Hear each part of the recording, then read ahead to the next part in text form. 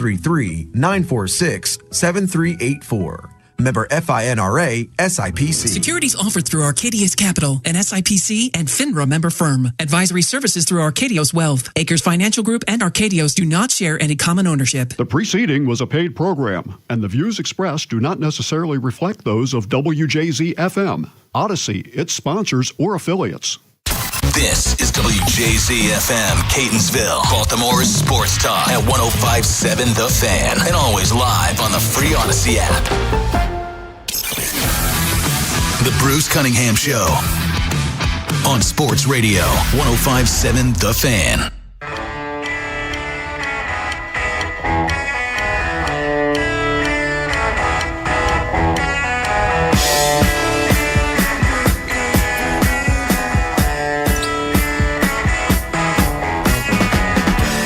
Good afternoon, everybody. Welcome in to another edition of the Bruce Cunningham Show. We're with you till 2 o'clock when we make way for hard-working Mike Popovic.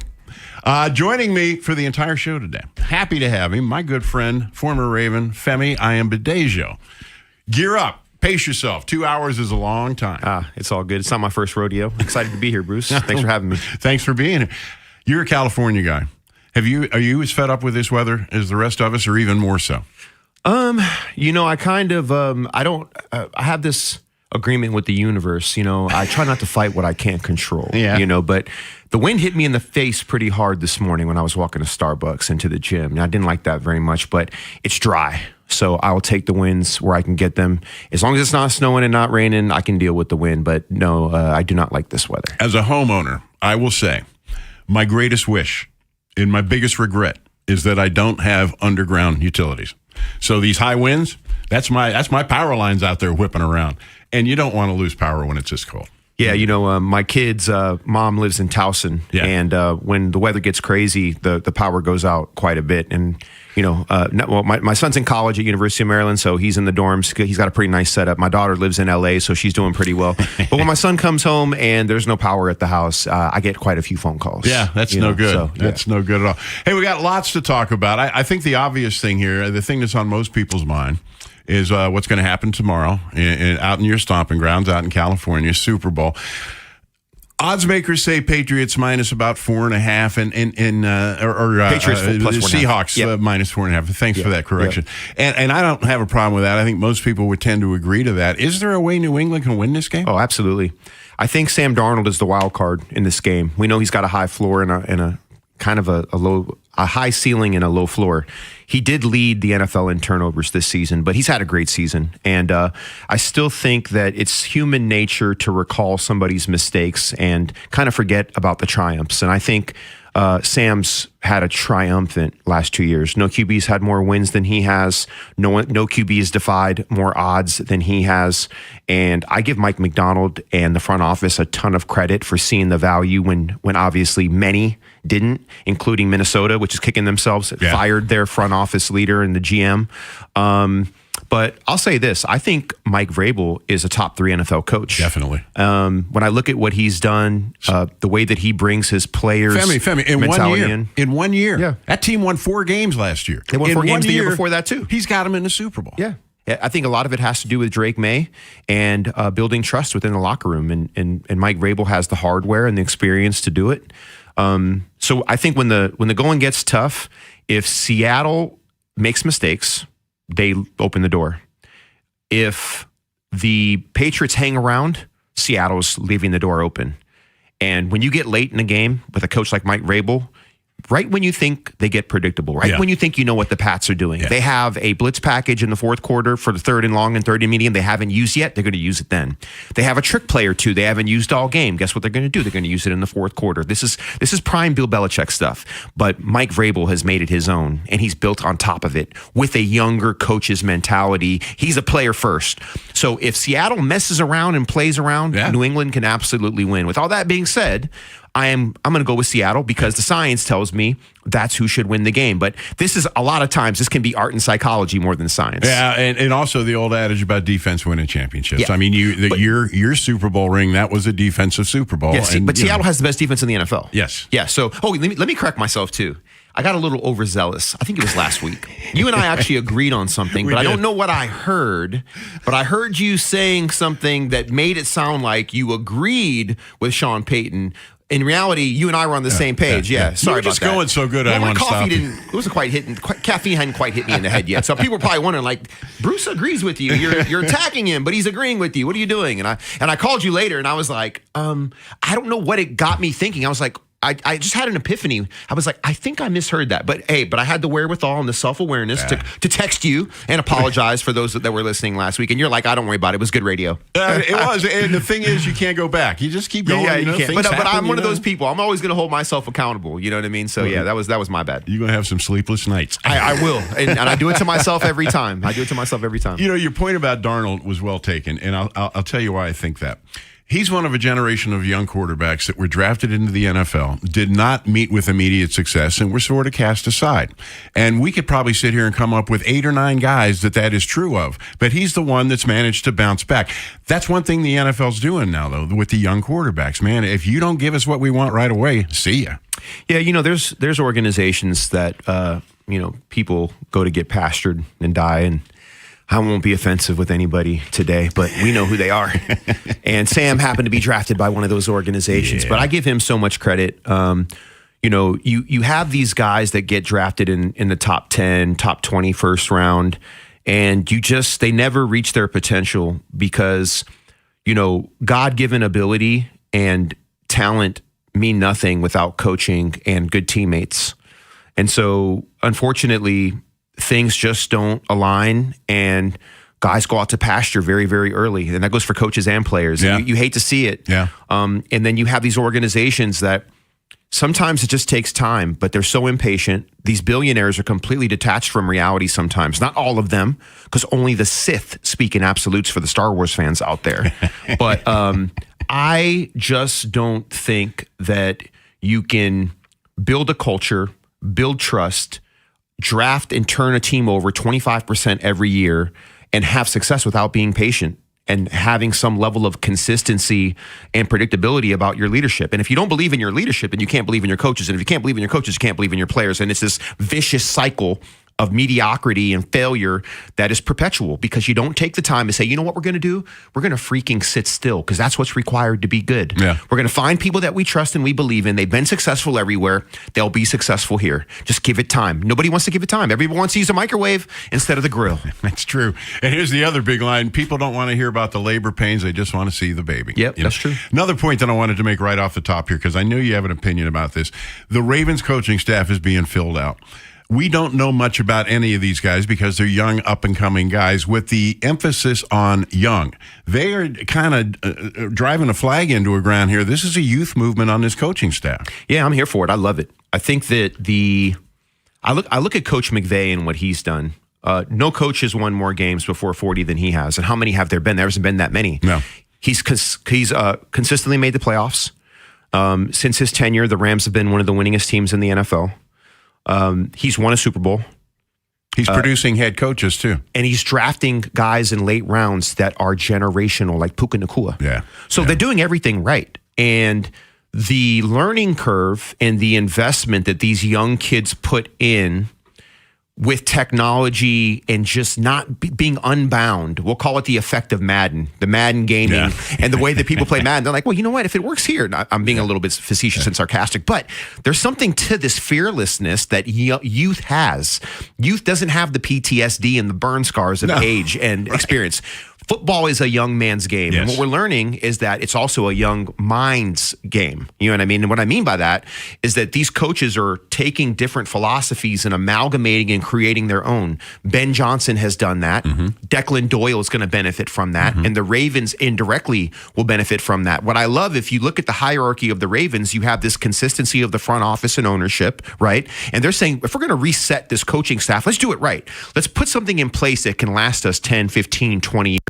And that's what they're doing. Now, we also understand that with success, there comes turnover at the coordinator position. And that's just part of doing business. But that's not new to the Ravens. You took the words out of it. That's not new to the Ravens. So if you're going to have that turnover, you might as well do it with young guys that are on the cutting edge of building philosophically and schematically sound and challenging on the edge philosophies of football. Right. And I love this. So the downside is there could be a bit of a learning curve for this new coordinator, and there could be a bit of a learning curve for this new head coach, but pain and tumult is not new to the league. No. So it comes with the territory. On the other end of the spectrum, we have Anthony Weaver, who is a friend of both of ours. And he's only 45. He's only 45. He's 45, right? Yeah. He's best Anthony Weaver story I have. This is real quick. His rookie year, he comes in, they give him number 98, and Goose had just retired. And I said, wow, they gave you Goose's number. And you know what he did? He smiled and he winked. He literally winked, and he said, Goose gave it up. But he had a conversation basically, right? Okay. Goose had retired. Yeah, no, but I mean, so Goose, this is while Goose was still kind of on the fringe of playing still? No, he retired. But anyway, since he had retired, they gave his 98 to Anthony Weaver. Well, I was wondering if he had called Goose and said, hey, Well, you remember with Shannon Sharp, he wanted 84, and he said he was going to get Jermaine the Rolex. Remember what Jermaine said? I got to watch. Yeah. Jermaine's like, nah, it's my number. Which is why we love Jermaine. I don't even know where I was going with this. We're talking about Anthony Weaver and his age, yeah. The head coach is going to call defense. Yeah, that's his specialty. He's made it clear that's what he's going to do. Not every coordinator would want to take that job given those circumstances. What is it about Weaver that he's going to succeed in that? Well, the thing about Anthony Weaver that's outstanding is that he was, and for those of you that are listening from audio, I'm having air quotes in here, he was raised and born and bred in this Ravens system and this Ravens culture. He understands it as well as anybody.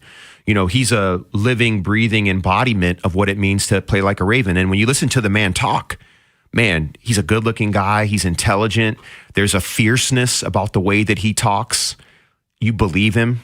When he says, like, hey, they're trying to legislate violence out of the game, but we're going to play violently within the rules. There's a way that we're going to go about our business. And when he says it, there's a conviction to it that I love. And I get the sense, and this is Femi's subjective analysis of the way Anthony Weaver carries himself, is that I see him as a head coach CEO in the future. Yeah.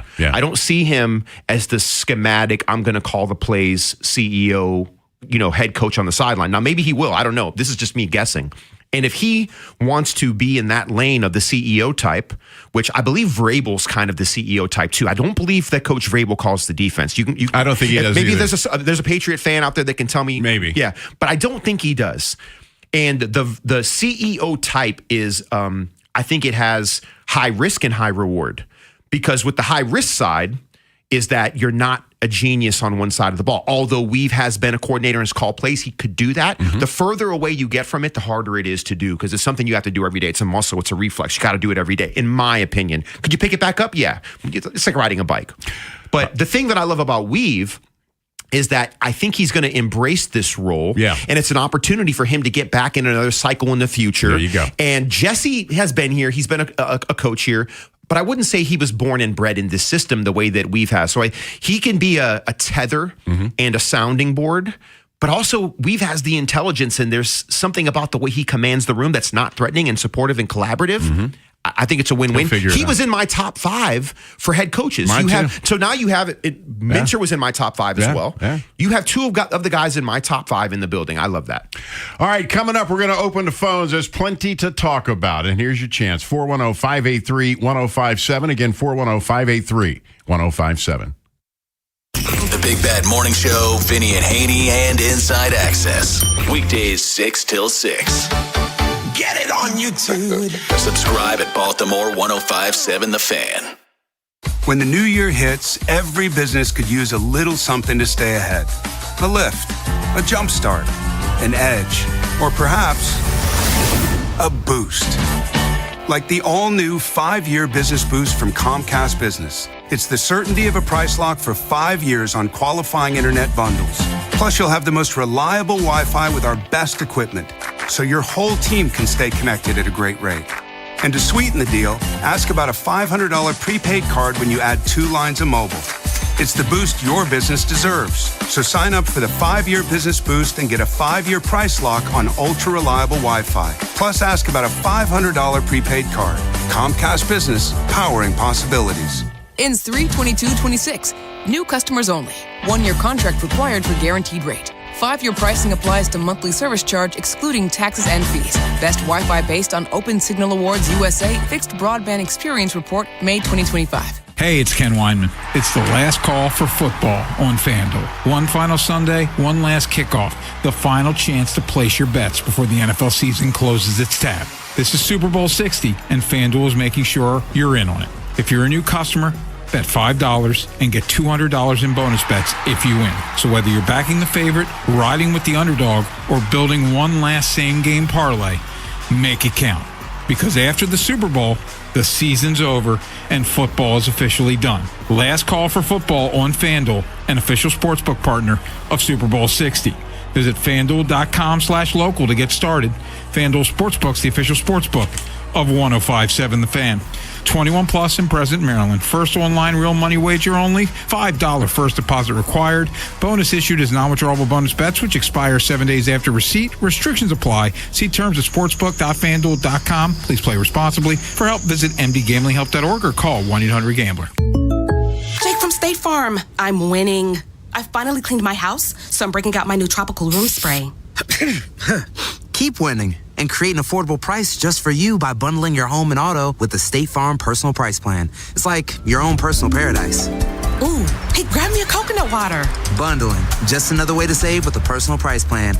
Like a good neighbor, State Farm is there. Prices are based on rating plans that vary by state. Coverage options are selected by the customer. Availability, amount of discounts and savings, and eligibility vary by state. Okay, I have to tell you, I was just looking on eBay where I go for all kinds of things I love, and there it was. That hologram trading card. One of the rarest. The last one I needed for my set. Shiny like the designer handbag of my dreams. One of a kind. eBay had it, and now everyone's asking, ooh, where'd you get your windshield wipers? eBay has all the parts that fit my car. No more annoying.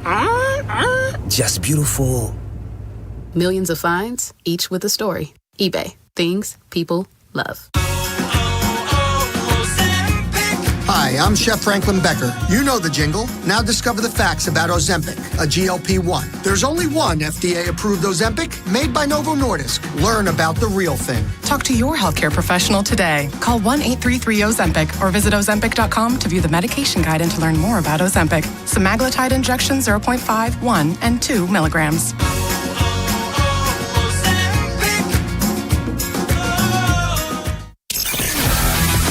The Bruce Cunningham Show on Sports Radio 105.7 The Fan.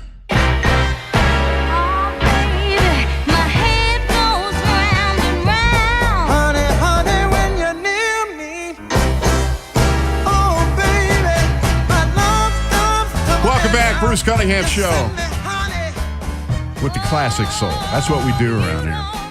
410-583-1057 is the number. Obafemi, I am Badejo alongside, and we're going to the phones. Give me a call, 410-583-1057. My main man, always the first caller, Tony in Rosedale. Tony, say hello to Femi. Hey, Femi, how you guys doing today? Hey, Tony, how are you? I'm good. Bruce, I called to talk about the Orioles and the Super Bowl, but can I ask Femi a quick question? Yeah, you got the floor, man. Okay, Femi, I thought this time around, I know y'all going to talk about it, that Suggs and Yonder was going to get in the Hall of Fame. And this is how a logjam is created when you don't do stuff accordingly, or whatever. I think that whole system needs to be revamped because Roger Craig ain't had no business waiting this long to get in the Hall of Fame. But what do you think of Sizzle and Yonder going forward and their chances of getting in? I'll say one thing, and then Femi, the floor is yours. Suggs was Defensive Player of the Year one year. Suggs is, I think, 8th all-time in set. Either one of those things is enough to get him in the Hall of Fame. Yeah, I think he was Defensive Rookie of the Year, too, as well. Yeah, I believe he was. They're both going to get in. You know, I think the logjam, I'm not familiar enough with the Hall of Fame. One thing y'all are going to know, if I don't know something, I'm not going to sit here and pretend like I do. There's intricacies and details to how that system works. Clearly, it's broken on multiple levels. One, y'all already know how I feel about legacy media to some degree. I've already gone scorched earth, and I'm going to continue to do that, by the way, so get your popcorn.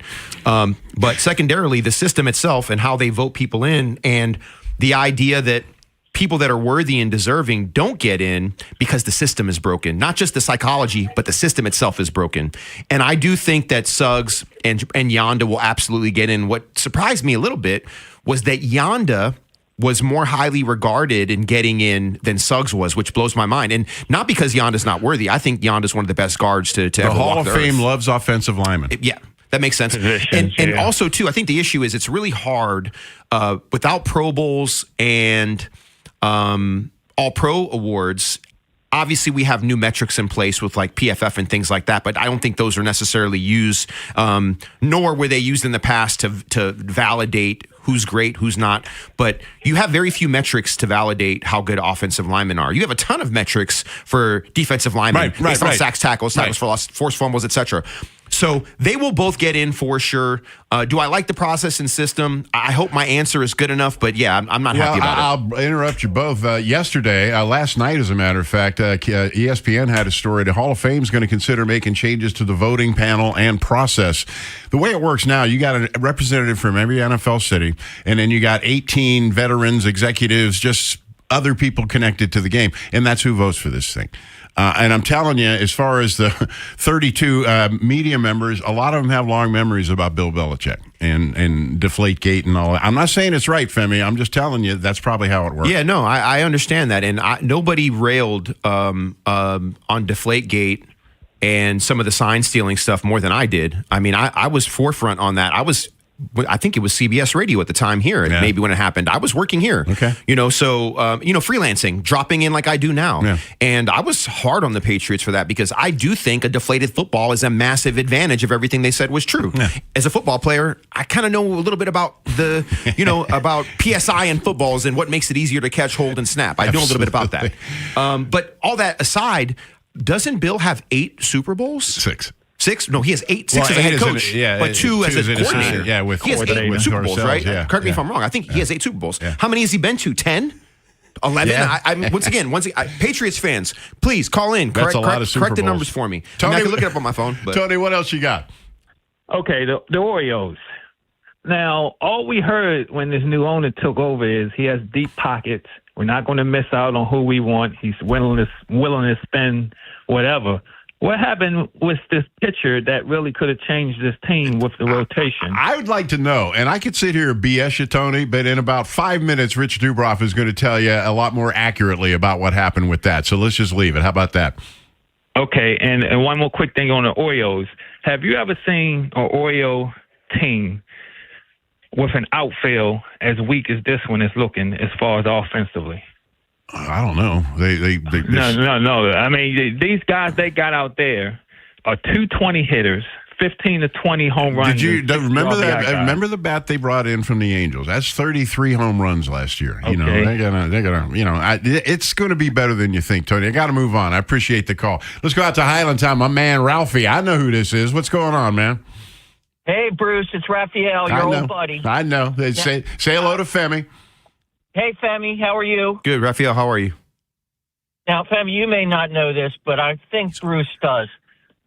What is one of the most famous Mark Twain quotes of all time, Bruce? I know what you're talking about. Reports of my death have been greatly exaggerated. What the heck? My heart stopped for a moment. Yours? What's going on? I tell you what, I'm sitting at home.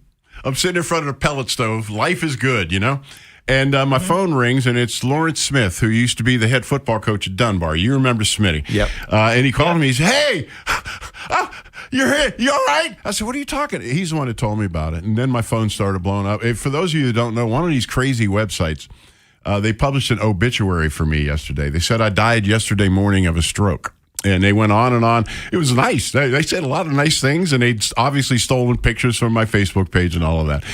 It's part of the price you pay. But I looked on that page a little more. They had a Todd Heap obituary on there. It just went on and on. Was it Facebook driven? Because Facebook has all kinds of nonsense on there about things that aren't real. Well, I tell you, being in the hospital and all this different stuff. I tell you who posted it initially. It was a Facebook site called Baltimore Ravens Fans HQ. That's the one. Yeah, that's the one. They were the ones that got me. So I blocked them so that they can't haunt my dreams anymore. Raphael? I'll tell you what really hit me wasn't just the headline and your picture, but when it had 2026 next to your birthday. it was like, holy moly. And I'm so glad it's not true.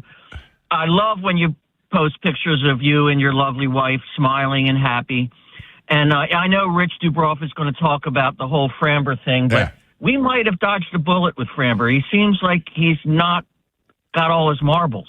Yeah, I don't know that you're wrong on that. Well, let's see what Rich has to say. Raphael, I got to move on, man. Thanks for the call. I appreciate it. Always good to hear from you. Stick around. Rich Dubroff, BaltimoreBaseball.com is next. Ravens. Lamar Jackson is gone. Terps. Rays with the hammer. And O's. Colton Cowser, demolition derby. Sports Radio 105.7, The Fan.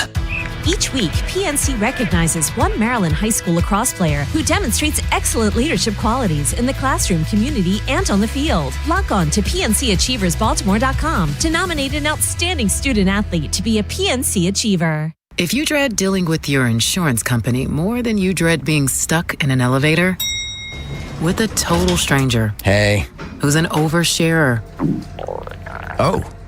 bean burrito for lunch, then you might have Insuranoia. And if you have Insuranoia, then you should have NJM. They go to great lengths to do what's best for their policyholders. No jingles or mascots, just great insurance. NJM. Insurance underwritten by NJM Insurance Company and its subsidiaries. Hey, man, that was our exit. We're going to miss kickoff. Don't worry. Just got to stop by Giant to get some chips and dip real quick. Nice. You got the Upside app, too, right? Upside? What's Upside? Time out. You don't know this? Check this out. Upside is a free app that gets you cash back when you buy groceries. And it just added all Giant stores in D.C., Maryland, Virginia, and Delaware. You're saying I can get money back just for buying groceries? That's a pretty big deal. Yep, and with Upside, you can get up to $15 every time you shop at Giant. Now pull over and get the Upside app. Let's get some cash back on that queso. Download the Upside app and use promo code CHARM02 to get a $10 bonus on your first grocery purchase at Giant. That's promo code CHARM02 to get a $10 bonus. Use promo code CHARM02. Giant is now on Upside. It's a pretty big deal. Offers vary by user and location at participating merchants. Go to upside.com for terms and conditions. Hey, it's Ken Weinman. It's the last call for football on FanDuel. One final Sunday, one last kickoff. The final chance to place your bets before the NFL season closes its tab. This is Super Bowl 60, and FanDuel is making sure you're in on it. If you're a new customer, bet $5 and get $200 in bonus bets if you win. So whether you're backing the favorite, riding with the underdog, or building one last same-game parlay, make it count. Because after the Super Bowl, the season's over and football is officially done. Last call for football on FanDuel, an official sportsbook partner of Super Bowl 60. Visit FanDuel.com/local to get started. FanDuel Sportsbook's the official sportsbook of 105.7 The Fan. 21 plus in present Maryland. First online real money wager only. $5 first deposit required. Bonus issued as non-withdrawable bonus bets, which expire 7 days after receipt. Restrictions apply. See terms at sportsbook.fanduel.com. Please play responsibly. For help, visit mdgamblinghelp.org or call 1-800-GAMBLER. If you're drowning in IRS debt and can't afford to pay, then you need to take advantage of special IRS tax programs that are available and free yourself from IRS collection efforts once and for all. Due to the financial hardship consumers are facing throughout the country, the Internal Revenue Service has made it easier to settle delinquent tax problems. An open phone line has been established by Community Tax for consumers to call and see if they qualify. Take down this number or store it in your cell phone, but call the Community Tax Helpline at 800-793-9858. If you owe back taxes to the IRS and cannot afford to pay them back, or even if you have years of unfiled tax returns, there's no need to fear anymore. But you have to call the Community Tax Helpline today at 800-793-9858 for the help that you need. Don't take on the IRS alone. They can attack your wages, savings, pension, home, and even your Social Security check. Call 800-793-9858 for your free consultation and to see if you qualify. That's 800-793-9858. The Bruce Cunningham Show on Sports Radio 105.7 The Fan.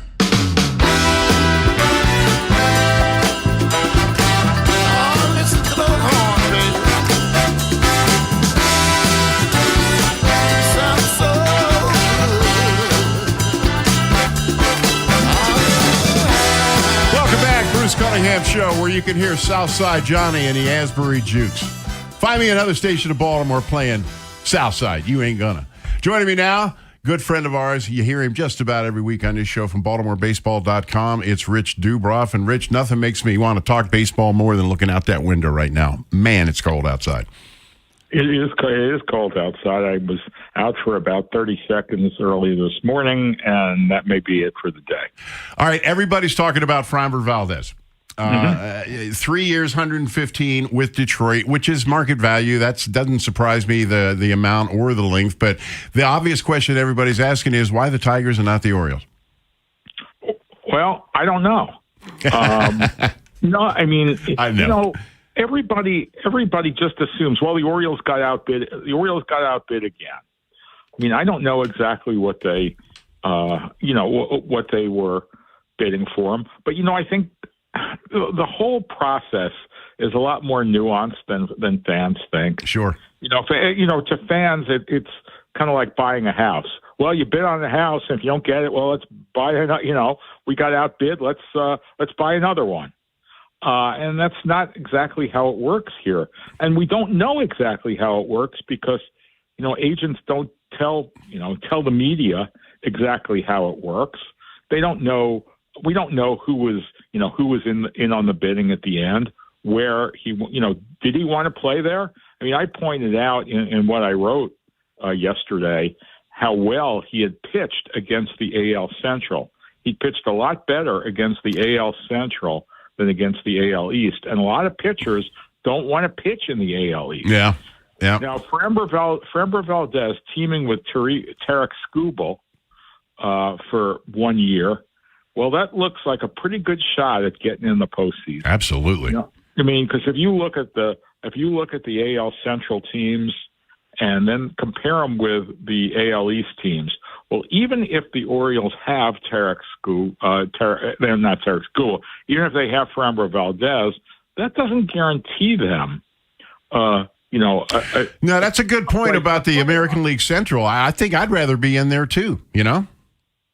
So I think that they have if the Tigers don't win that division, I think that would be an upset. Yeah. If you put Framber Valdez on the Orioles, I still don't think they win the division. I think they might come a little closer, but the thing is, it's frustrating the fans because for 3 months he was linked with the Orioles, but he ends up not going there.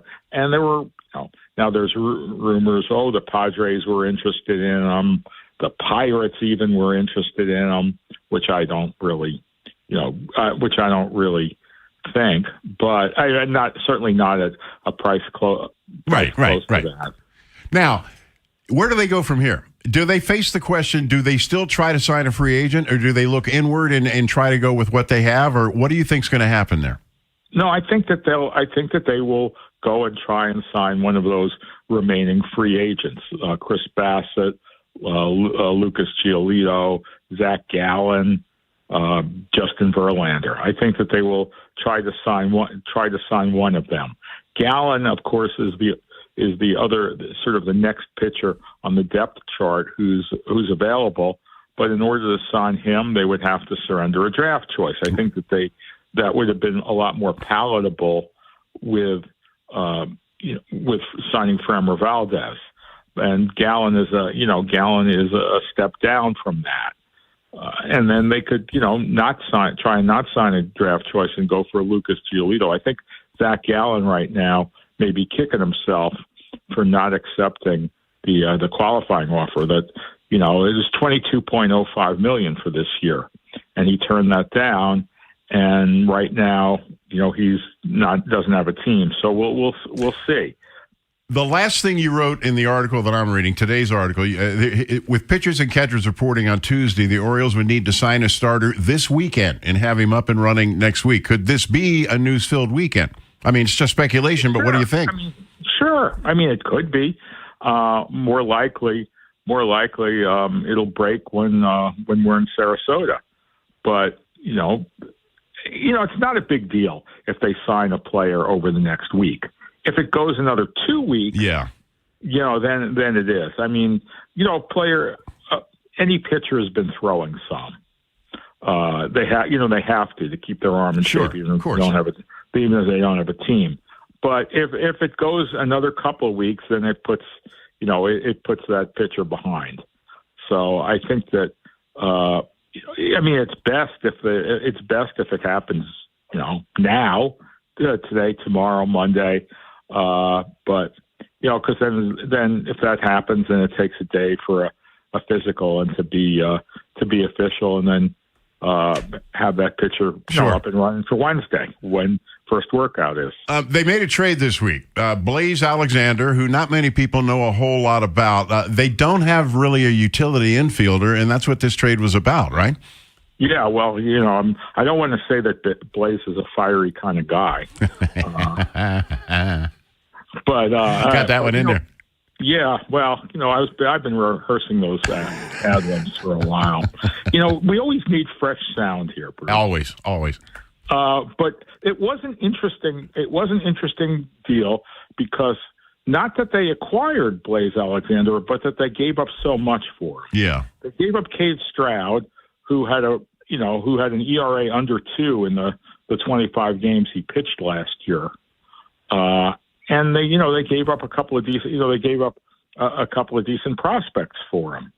So one of them, Wellington Aracena, was the headliner in the trade when they sent Gregory Soto to the Mets. Right. So that was interesting. And of course, they don't have a utility. They don't have a utility infielder. They must really like this guy, or they think that they might have a need. If Jordan Westberg or Gunnar Henderson or Jackson Holliday is healthy, if all three of them are healthy. I mean, last year through all of it, Holliday and Henderson were pretty healthy, and they played almost all the games. Jordan Westberg didn't. He was hurt nearly half the season. Oh yeah. If something like that happens, they need somebody like Blaze Alexander, and I guess they thought he was a step up and a bit cheaper than maybe re-signing Ramon Urias. And he can also play some outfield too, right? A little. And you can never, in this case, have too many center fielders because you have Colton Cowser, who hasn't been a full-time center fielder. He only really moved in there after they traded Cedric Mullins. So I think I don't really look at him necessarily as a super sub, but I mean, maybe they do. So it was certainly an interesting and intriguing move. Now, the big question, the one I've saved towards the end, when do the wheels go up for Florida? Monday morning. Oh, Monday morning. Monday morning, the Orioles are having the Orioles have made major additions to their spring training complex, and we're going to take a look at that on Monday. So wheels are up. Wheels are up on Monday morning, and that will be nice. I was looking this morning, and I think the high today was supposed to be 69. Yeah, it's not. It's not the weather down. It's funny because when it's really cold here, it's not going to be 85 there. Yeah. See, it's going to be nicer. I mean, it's going to be nicer, but there are going to be a lot of days in the 40s and the 40s and the 50s. Yeah, well, and the lower 60s. Yeah. But it's nicer than here. Yeah, you'll be in Florida. Femi Ayanbadejo's sitting over there. He's a California guy. That's the thing both of you need to understand. We don't want to know what the temperature is where you guys are from. Hey, one last thing, Rich, I wanted to bring up. Buck Martinez.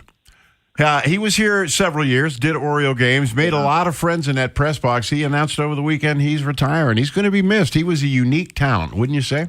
He was a very nice man. He really was. I've gotten to know him over the years, and very approachable and very knowledgeable. Yeah, I actually thought you were going to ask me about the Washington Post, but you know what? Full stop. Let's talk about that. What's going on in print media is obvious to a lot of people. They're struggling. And the Washington Post is doing very unusual things, and that includes firing their entire sports department. Rich, that was a gut punch. I think I'm still not over that. Well, you shouldn't be, and people, it's a terrible thing. It's a terrible thing. I actually wanted you to ask me about it because I think that a lot of people in Baltimore, some people in Baltimore read the Washington Post. I do. You're right. And their sports section was always very good. It was very good and very intriguing. And I think that they made a huge mistake in doing that, because they decided they don't want to concentrate on local news in Washington and local sports news, and they wanted to make it sort of a company town newspaper, which I think it's or publication, which I think is a big mistake. I think 6 months or a year from now, they're going to say, "Gee, we need a sports section," and they'll start it up again. But it's a it's a bad sign, because there are a lot of very talented people who work there, and there aren't that many great places to work. No. I mean, there's an awful lot of people. The Athletic is really good. I love the Athletic. Yeah. But the Athletic's not going to hire 8 people who work from the Washington Post. Nope. And I don't know, I don't know where it goes. And it just is kind of disturbing to me. We in Baltimore are very lucky. There are 5, including mine, there are 5 outlets that cover the team on a daily basis. Right. For a market this size, that's unheard of. Because this market's the same size as Cincinnati or Kansas City or Milwaukee or San Diego, and they don't have that many people, covering a team. So I think that we ought to, appreciate that we have so many fine outlets covering the team and giving the fans a lot. And I'm really sorry that the people in Washington aren't going to have that anymore. I mean, they aren't going to have. They have 4 teams, and we only have 2 teams here. Yeah. So it's very sad. I hate it. And then the next day, didn't they fire all their photographers too? Well, they fired a lot of people. Well, if you look at the photography history of the Washington Post, that's pretty impressive too. I mean, it's just it's sickening times to be in a media injury, Rich. I'm glad that you and me are at an age when we're at this end of our career and not the other end, because I wouldn't know where to start right now. Yeah, really. I mean, I remember George H.W. Bush a while ago when he was still alive. He said, "Well, I'm getting old at the right time." I've had a very fortunate career doing a lot of different things, and I feel bad for the younger people who were working there who aren't going to get that kind of great kind of career, and the older people who deserve to be writing there for another 5, 10, 15 years. Yeah. So very sad, very sad. And yes, and I love Buck Martinez. Yeah, we all did. Rich, thanks, man. As always, we'll talk again next week. Okay, my pleasure. Thank you, Bruce. All right, there he goes. Rich Dubroff, BaltimoreBaseball.com. He's the in-the-know guy when it comes to the Orioles. So you're going to hear him every week around here. That's for sure. Coming up, we got a couple guys that still want to get on. We'll take a couple calls. I also wanted to talk to Femi about just it's hard for me to state it because, frankly, I lost my train of thought. So I'm going to sit here during a break, and I'm going to get it back, and we're going to continue. Stick around. The only station all the voices in our heads can agree on. Sports Radio 105.7 The Fan. Powerful doesn't just happen. You have to make it happen. So the moment Total Wireless offers a free Samsung S25 FE with Galaxy AI, when you switch to Total 5G or 5G Plus Unlimited 3-month plan, you take the network as powerful as you, with unlimited 5G data that won't slow you down. Now that's a total power move. Visit your neighborhood Total Wireless store. Device taxes and fees may apply. Requires new activation on a Total 5G Unlimited 3-month plan or higher. External port-in and ID verification. Available only in Total Wireless stores. Limit to 4 devices per account. Sound familiar? At Mattress Firm, we understand there are many problems that can keep you up at night, like snoring, aches and pains, or sleeping hot. Our sleep experts have the unrivaled know-how to match you with a mattress that can help. Now through Monday, save up to 60% on top brands at Mattress Firm with queens from $189.99. For the great sleep you deserve, visit Mattress Firm. We make sleep easy. Restrictions apply. See store or website for details.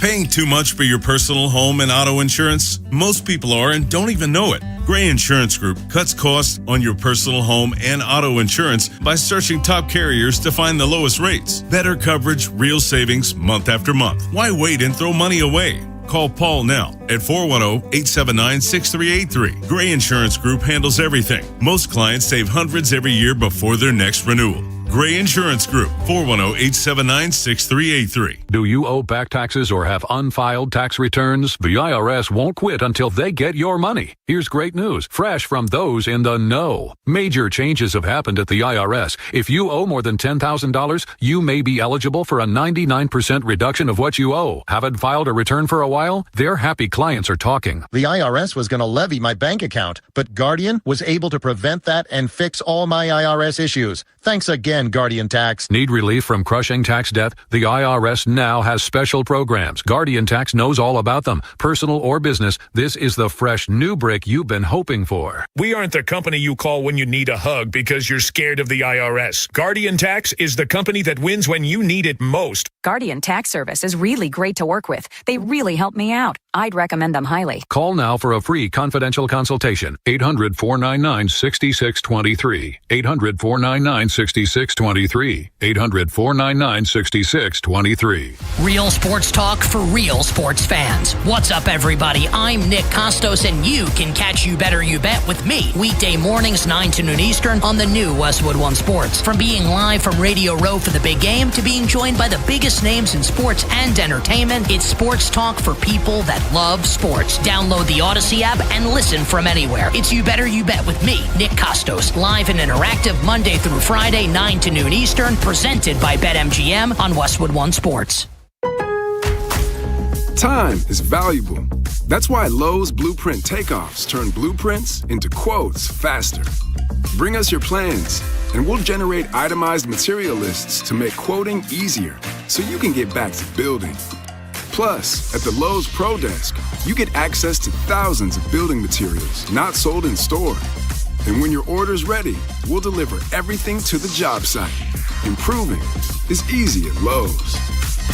If you're drowning in IRS debt and can't afford to pay, then you need to take advantage of special IRS tax programs that are available and free yourself from IRS collection efforts once and for all. Due to the financial hardship consumers are facing throughout the country, the Internal Revenue Service has made it easier to settle delinquent tax problems. An open phone line has been established by Community Tax for consumers to call and see if they qualify. Take down this number or store it in your cell phone, but call the Community Tax Helpline at 800-793-9858. If you owe back taxes to the IRS and cannot afford to pay them back, or even if you have years of unfiled tax returns, there's no need to fear anymore. But you have to call the Community Tax Helpline today at 800-793-9858 for the help that you need. Don't take on the IRS alone. They can attack your wages, savings, pension, home, and even your Social Security check. Call 800-793-9858 for your free consultation and to see if you qualify. That's 800-793-9858.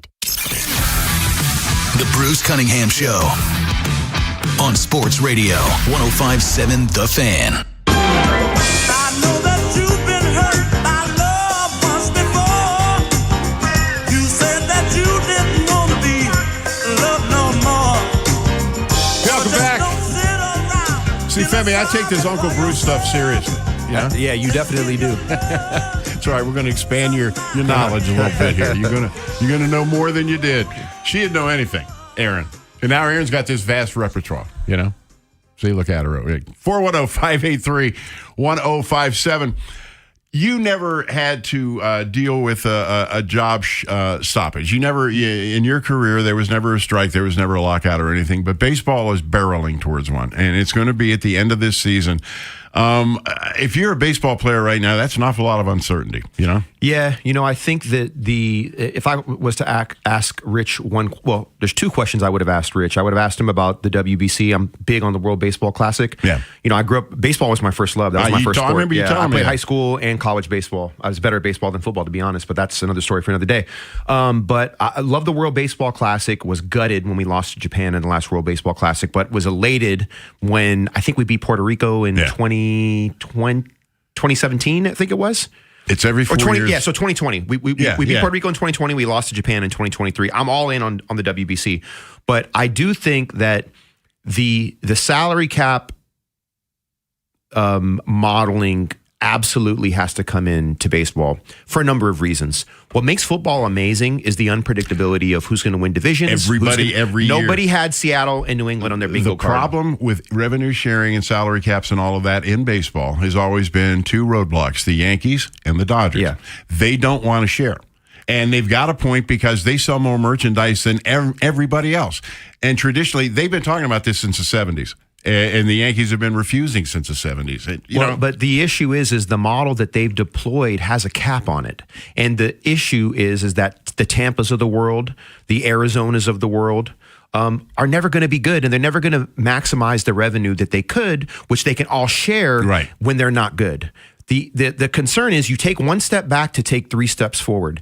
The way that I would approach it, and this is just a layman's kind of macro analysis of the salary cap, is what's the total spend in Major League Baseball? Let's divide that up by 30 there's 30 Major League teams, correct? 30, yeah. Is it 30? Yeah. There's 32 in there. I think there's 30 Major League teams. 32 NFL. Whatever it is, take that aggregate number and divide it by 30 and make that cap for the first year. And then as you learning by doing, you'll figure out kind of like the ebb and flow of what it needs to be. And you can look at the NFL as the model. How do we implement the NFL model into Major League Baseball? And what's made the NFL great is that all these teams and franchises continue to thrive. You have a team like Green Bay that is just as much a powerhouse. Viable as anybody. Else in the league. There's no Green Bay basketball team. There's no Green Bay Major League Baseball team. In the NFL, it works because of the revenue sharing and the understanding that we're all going to take a little bit of a hit in these larger markets, but in the long run, the smaller markets are where we can grow revenue, thus allowing for a larger salary cap, thus allowing for a better product. The big difference, though, is TV contracts. The NFL has a massive TV contract that covers the entire league.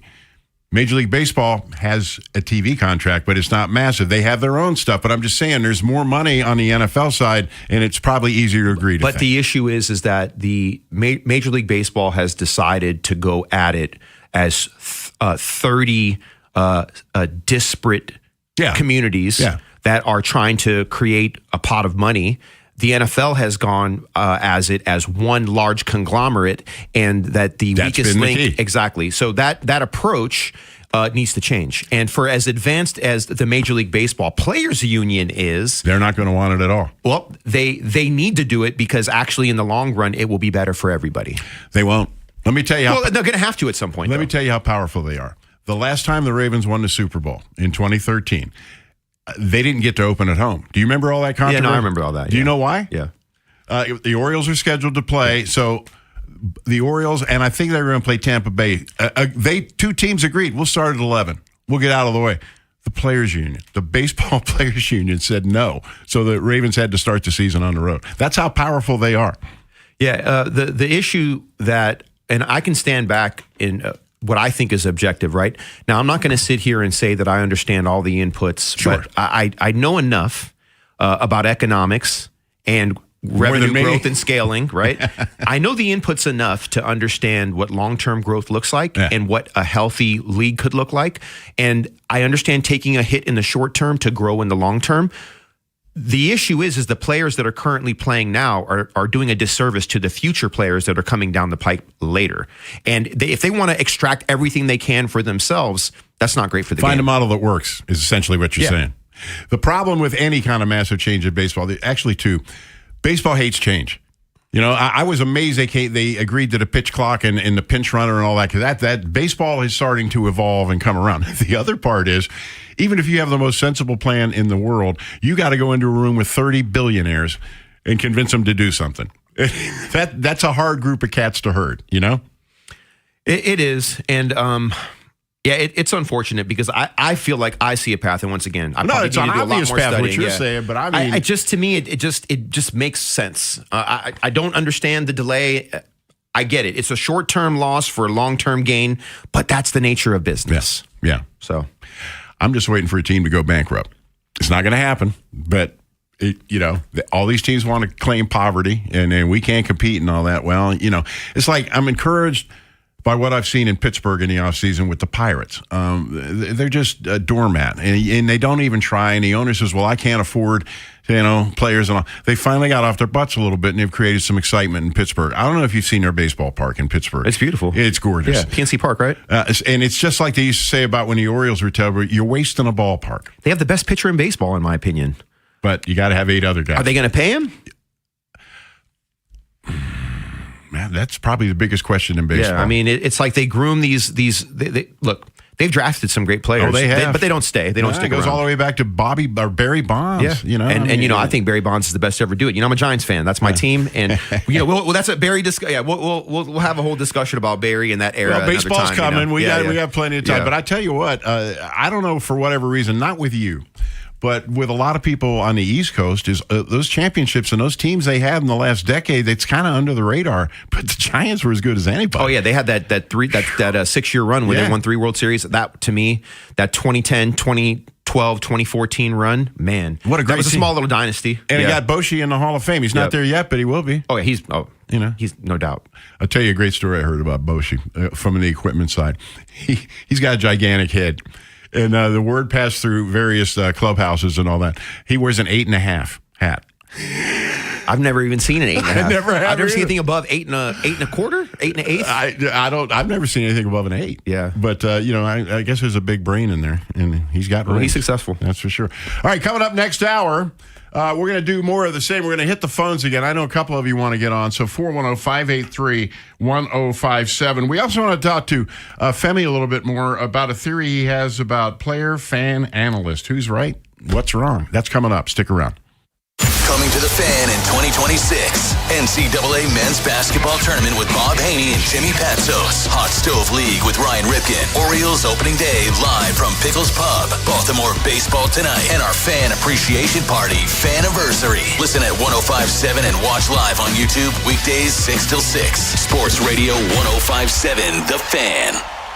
Love them or hate them, the big game ads spark major buzz. Join AMA Baltimore as marketing pros break down which commercials scored from Big Game 60 and which fumbled. Get insider analysis you need. Grab your tickets now at amabaltimore.org. Hi, Greg Talbot with Strategic Tax Resolution. Tax enforcement and defense strategies have changed a lot over the last year. After nearly 5 years, the IRS has restarted automated collections. You could be next for bank levies and wage garnishments. Ignoring the issue is not an option. Call 443-367-9000 to get protected. You have unfiled returns or can't renew your license? We work directly with the IRS and state so you don't have to. Let us use our proven strategies and experience with the IRS and state to resolve your tax issue. Qualified clients have cut their tax debt by more than 90%. How would that feel? Act now to learn the latest updates to tax relief programs. Your eligibility might not be the same. Strategic Tax Resolution, local, trusted, A+ rated by the BBB. Call 443-367-9000. Ask for me, Greg Talbot. 443-367-9000. You've got a guy on your side. StrategicTaxResolution.com. Get relief. Your heat seems to be running a lot more than it should. Why? You might be surprised to learn it's because the insulation in your windows has failed. When that happens, your heat leaks out and the cold gets in. Talk to the pros at Window Nation and get new windows with big savings during Window Nation's Buy 4 Windows, Get 4 free sale. Plus, you could get them with 0 down, 0 monthly payments, and 0 interest for 2 years. Act now and you'll get an extra 10% off for Valentine's Day. Don't wait to put an end to your window problems. Schedule a quote now at windownation.com. Okay, I have to tell you, I was just looking on eBay where I go for all kinds of things I love, and there it was. That hologram trading card. One of the rarest, the last one I needed for my set. Shiny like the designer handbag of my dreams. One of a kind. eBay had it, and now everyone's asking, ooh, where'd you get your windshield wipers? eBay has all the parts that fit my car. No more annoying, just beautiful. Millions of finds, each with a story. eBay. Things people love. Hi, I'm Michael from the War and Treaty. You know the jingle. Now discover the facts about Ozempic, a GLP-1. Only Novo Nordisk makes FDA-approved Ozempic. Learn about the real thing. Talk to your healthcare professional today. Call 1-833-OZEMPIC or visit Ozempic.com to view the medication guide and to learn more about Ozempic. Semaglutide injection 0.5 milligram, 1 milligram, and 2 milligrams.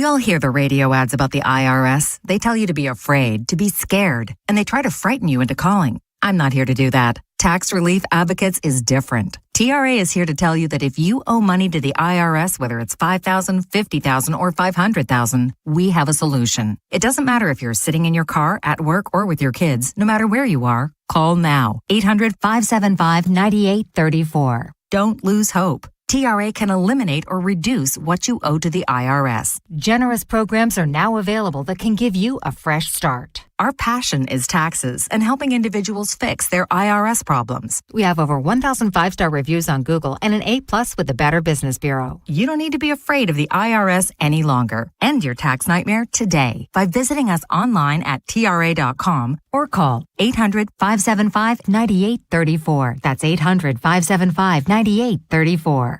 Tax Relief Advocates. Real solutions for real people.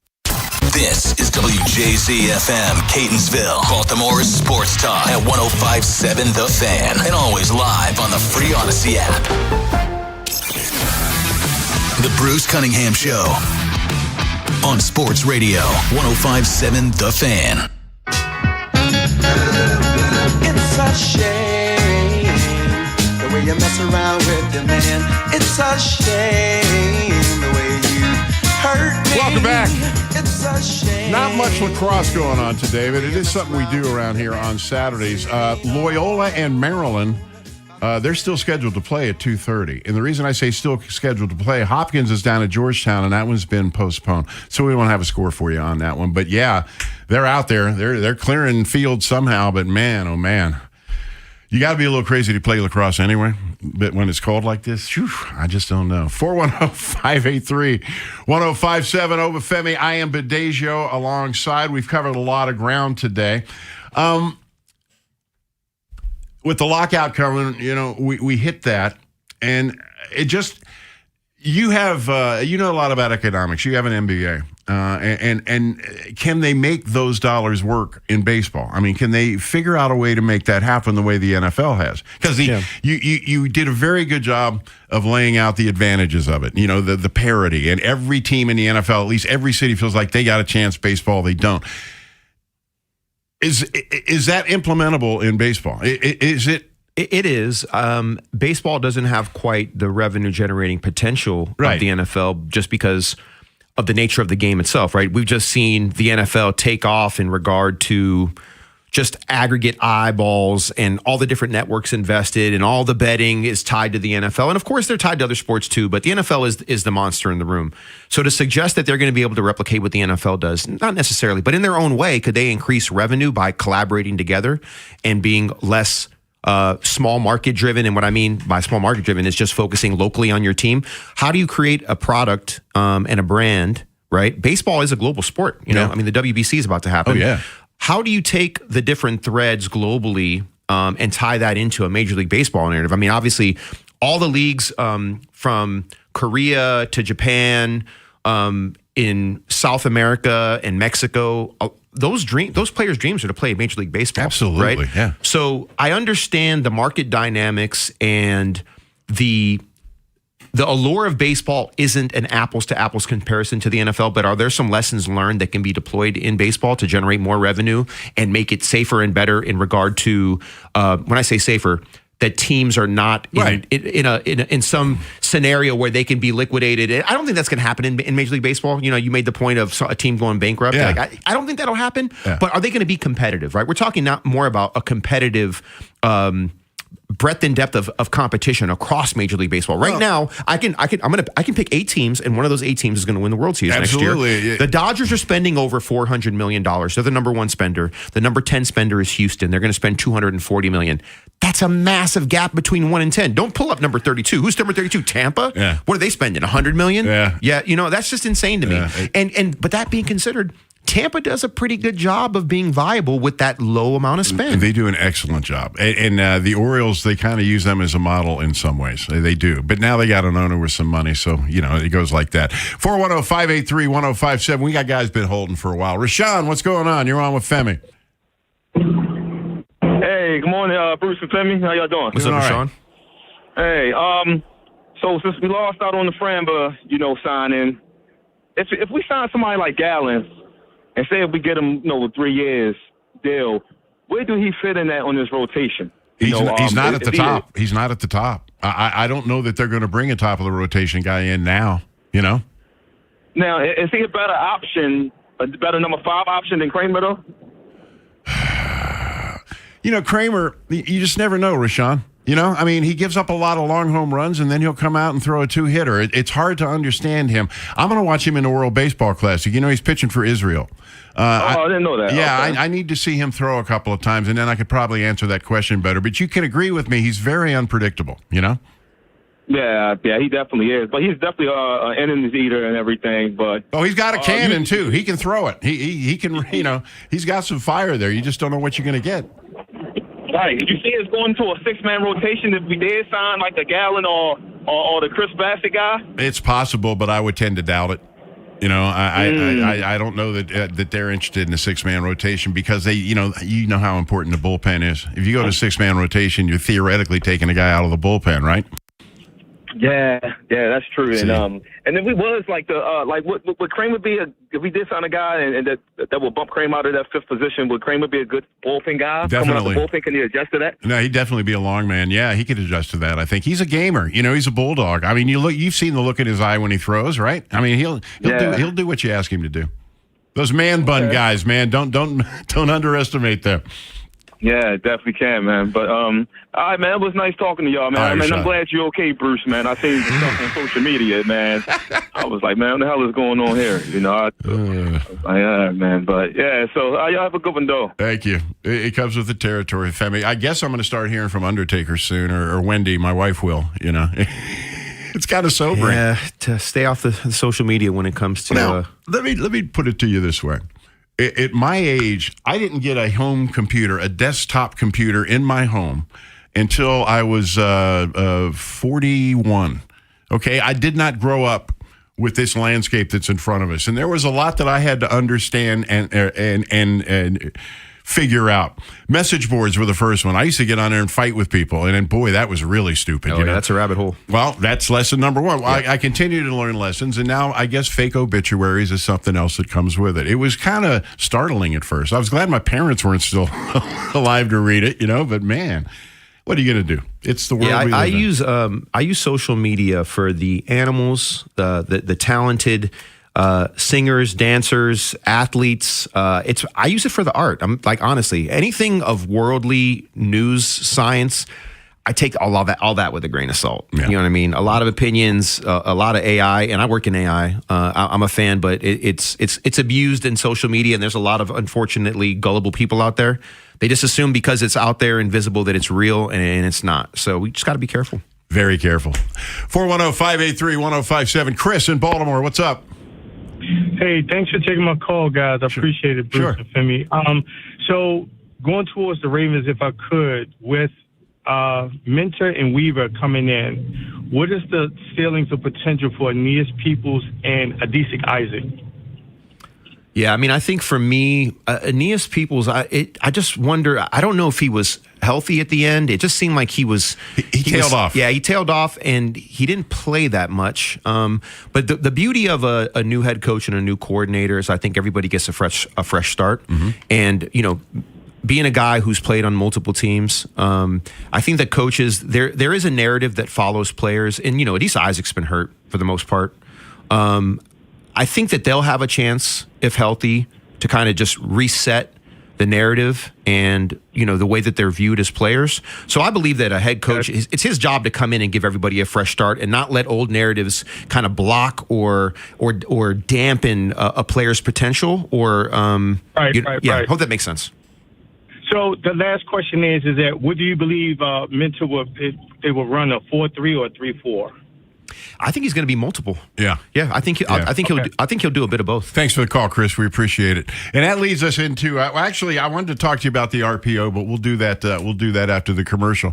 There is so much absorption that's going on right now out there in Owings Mills with new coaches, and you've been, I don't know that you've been through that process, but you know what that process is like. That's a beehive out there right now, isn't it, guys? Just got their head buried in things, right? Yeah, I mean, as far as just, they're building the staff right now. Yeah. I mean, I think it's the intensity and the lift right now is around the front office and the coaching staff, right?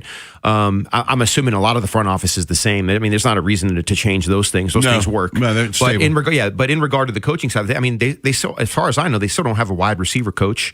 I don't know. Maybe they have a linebackers coach now. There's a couple of positions that are still unfilled. So until those positions are filled, right? And by the way, we have a Super Bowl tomorrow, right? So, and then free agency is coming, but they have time, and I'm sure that they have a process and a game plan on how they're going to execute all this stuff. So things will get filled in, and we'll have a full staff, and before you know it, there'll be a full staff ready to go. Yeah, and it needs to be ready to go. One of the major stories of this spring is going to be Lamar Jackson, and whether or not they stay RPO, we're going to hit that in a minute, but I want to talk about the business side first. They need him to redo his contract. They need space under the salary cap, and the clock is ticking because free agency opens in April.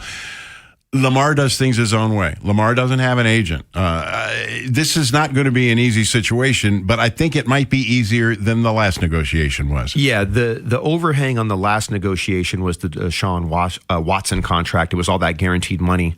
And once... I'm trying to think who it was. I can't recall who the quarterback was that signed that then kind of like it moved things along. Yeah. That then Lamar, because what ended up happening is that Lamar was trying to go behind that new deal that Deshaun got, and then someone else signed, and they didn't get a bunch of they got guaranteed money, but they didn't get a fully guaranteed contract, which then Lamar got paid more than them and got more guaranteed money than them. We'll go to the next break. I'll remember who it was. I think I remember Philly. Yeah. Oh, there you go. Yeah, exactly. He signed just before. Yeah, exactly. Yeah. So that's what kind of like loosened the log jam up around the dollars, right, with Lamar. But I do think that the next deal is going to make Lamar the highest paid player. Sure. There's a lot of things in place that weren't in place before this contract, right? So the Jalen Hurts contract allowed Lamar to sign his current contract, and I'm not sure who the highest paid quarterback is right now, but Lamar's going to leap him, and we know how this works, right? Yeah, so there are stopgaps in place, and there is a lane to fit Lamar in. It's just, what's the guaranteed money going to be? What's the length of the deal? And if they just do exactly what they did, as Steve said in his kind of, when he fired Coach Harbaugh, he basically said, look, we just want to do what we did before and do it again, make him the highest paid player, make everybody happy. Do you know if they get Lamar's current cap will be $74 million. Yeah. This new deal will bring it down to about $35 million. That's why they have to do it. The other thing is that there's some things they could do with restructuring, with Roquan, with Marlon. Now, everyone thinks Marlon is safe, but there's a world where maybe they cut him. I don't know that for a deal, but there'll be some dead money on that. But there is a universe where the Ravens could free up $80 million in cap space. Do you know what that could mean? Like, I've done all the math on this. I actually went and did a bunch of analysis on different players. Yeah. I'll save you the head work, the leg work, and just give you the calculation. $80 million. I mean, we're talking about big time free agents. We're talking about keeping Linderbaum. Yeah. We're talking about looking you could probably keep Likely if you clear that kind of money, if you want to. Yeah. I mean, and the other thing is that, let's look at Project Pat for a minute, right? This offense doesn't require a fullback. It's more tight end driven. I know. So do you let nostalgia and the love of this player, but guess what? If he becomes free, Giants will sign him. Can you imagine Scatterboo running back there? Yeah, behind him. So he'll get a job, but he's beloved here in Baltimore. So it's going to be real interesting to see how they handle him. All right, coming up with this new coaching staff, and we've been teasing this a little bit, but with the new coaching staff, what's the offense going to look like? How much change are they going to make? What about the RPO, which is the center part of the Ravens offense up until this point? Does that continue? Femi and I will kick that around when we come back. If you're thinking about it, we're talking about it. 105.7 The Fan. Win or lose, you've still got to eat. From February 4th through the 8th, or while supplies last, Boiling Bay Seafood is heating things up with a $5 and up seafood sale. Get $5 crawfish, $5 mussels, $5 shrimp, and snow crab clusters just $5.99 a pound. Miss the big game? No problem. The sale goes all week. Plus, a 10-pound king crab case, $399 plus shipping. Order now at BoilingBay.com. Boiling Bay Seafood. The party doesn't end at the final whistle. You know the rush when you reach that goal, when something you've worked for pays off.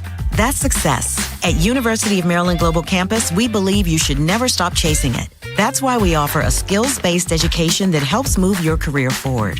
Learn how to apply emerging technologies like AI and data science. Build your leadership and critical thinking skills. Apply now and save with no application fee. Classes start February 11th. Learn more at umgc.edu. Certified to operate in Virginia by Chev.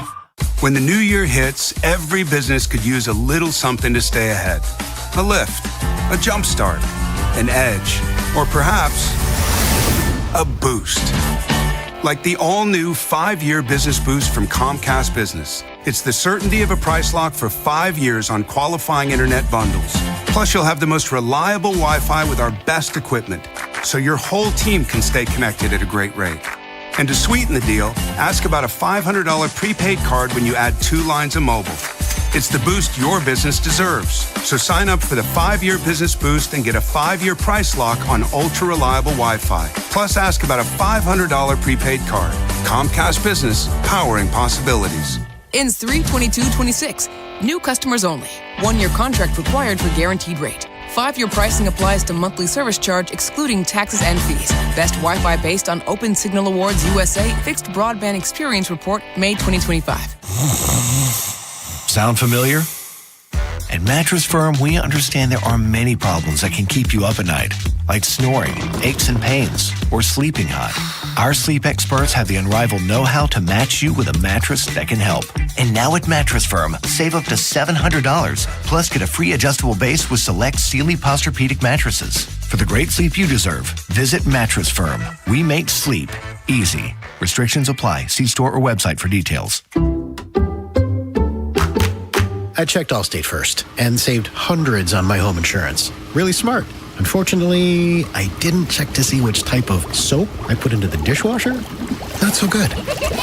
Well, looks like the kids are enjoying their new indoor slip and slide. Yeah, checking first is smart. So check Allstate first for a quote that could save you hundreds. Not available in every state. Potential savings vary. Terms apply. Allstate Vehicle and Property Insurance Company and affiliates, Northbrook, Illinois. I'm Piera Palazzolo, VP of Digital Marketing for the American Management Association, a company focused on the management training skills needed to enhance the careers of business professionals. We did our research when it came to the best companies for website development and chose AmericanEagle.com. And we couldn't be happier. AmericanEagle.com worked closely with us to understand the front and back end requirements needed to launch an e-commerce website that could handle the complexities of running thousands of seminars nationwide. Our robust new website and improved SEO saw immediate increases in site traffic and web revenue. If you're in need of managerial effectiveness and success, visit our website at amanet.org. If you're in need of a website that provides an unparalleled consumer experience, I highly recommend AmericanEagle.com. Transform your business today. Dial 877-WebNow1 for a free digital consultation with AmericanEagle.com. The Bruce Cunningham Show on Sports Radio 105.7 The Fan.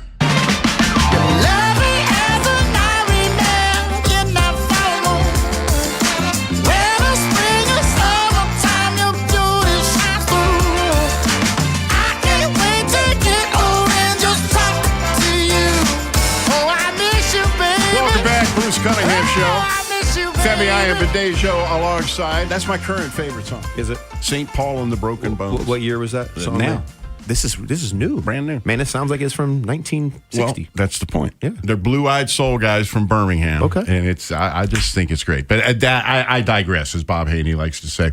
We talked about this twice last segment. The main feature of the Ravens in the Lamar Jackson era has been the RPO. The success or lack thereof determines usually how the Ravens play.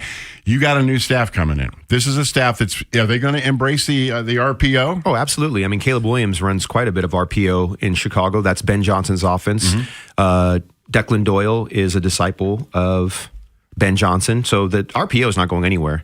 The run-pass option component it's prevalent throughout the league in college football. That's definitely not going anywhere. What could be used a bit less is the zone read concept because it just puts Lamar at risk.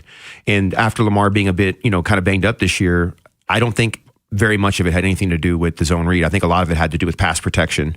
And there's a couple hits that I can point out that happened while Lamar was basically in the pocket. What's funny is Lamar tends to get hurt in the pocket, not outside of it. No. And there's a few occasions where he's gotten hit and, it is what it is. But I expect the RPO to be a huge part of this offense. I expect Lamar to be under center a lot more in this offense. And they'll use the zone read, but Lamar's evolved so much as a passer that it's something that when you use it less, it's actually going to be more effective. Now, the question is how do you balance under center with being in the shotgun? Which is what he's comfortable with. Versus being in the pistol. I'd say at this point, Lamar's comfortable with everything. Maybe comfortable wasn't the word, but we're used to seeing him in that role. Yeah, but I mean, the thing is that I know that the eye of the observer sees something and thinks that that's what Lamar is choosing to do, and that's what he wants to do. Lamar is a fully evolved quarterback. Hollywood Brown had an amazing interview with Bobby Trossett, who you actually groomed. And very well. And, Bobby has an amazing streaming channel with Sarah Ellison, used to work for the Ravens as well. Sarah, sure. And I would say that his interview with Hollywood shows Hollywood's maturity.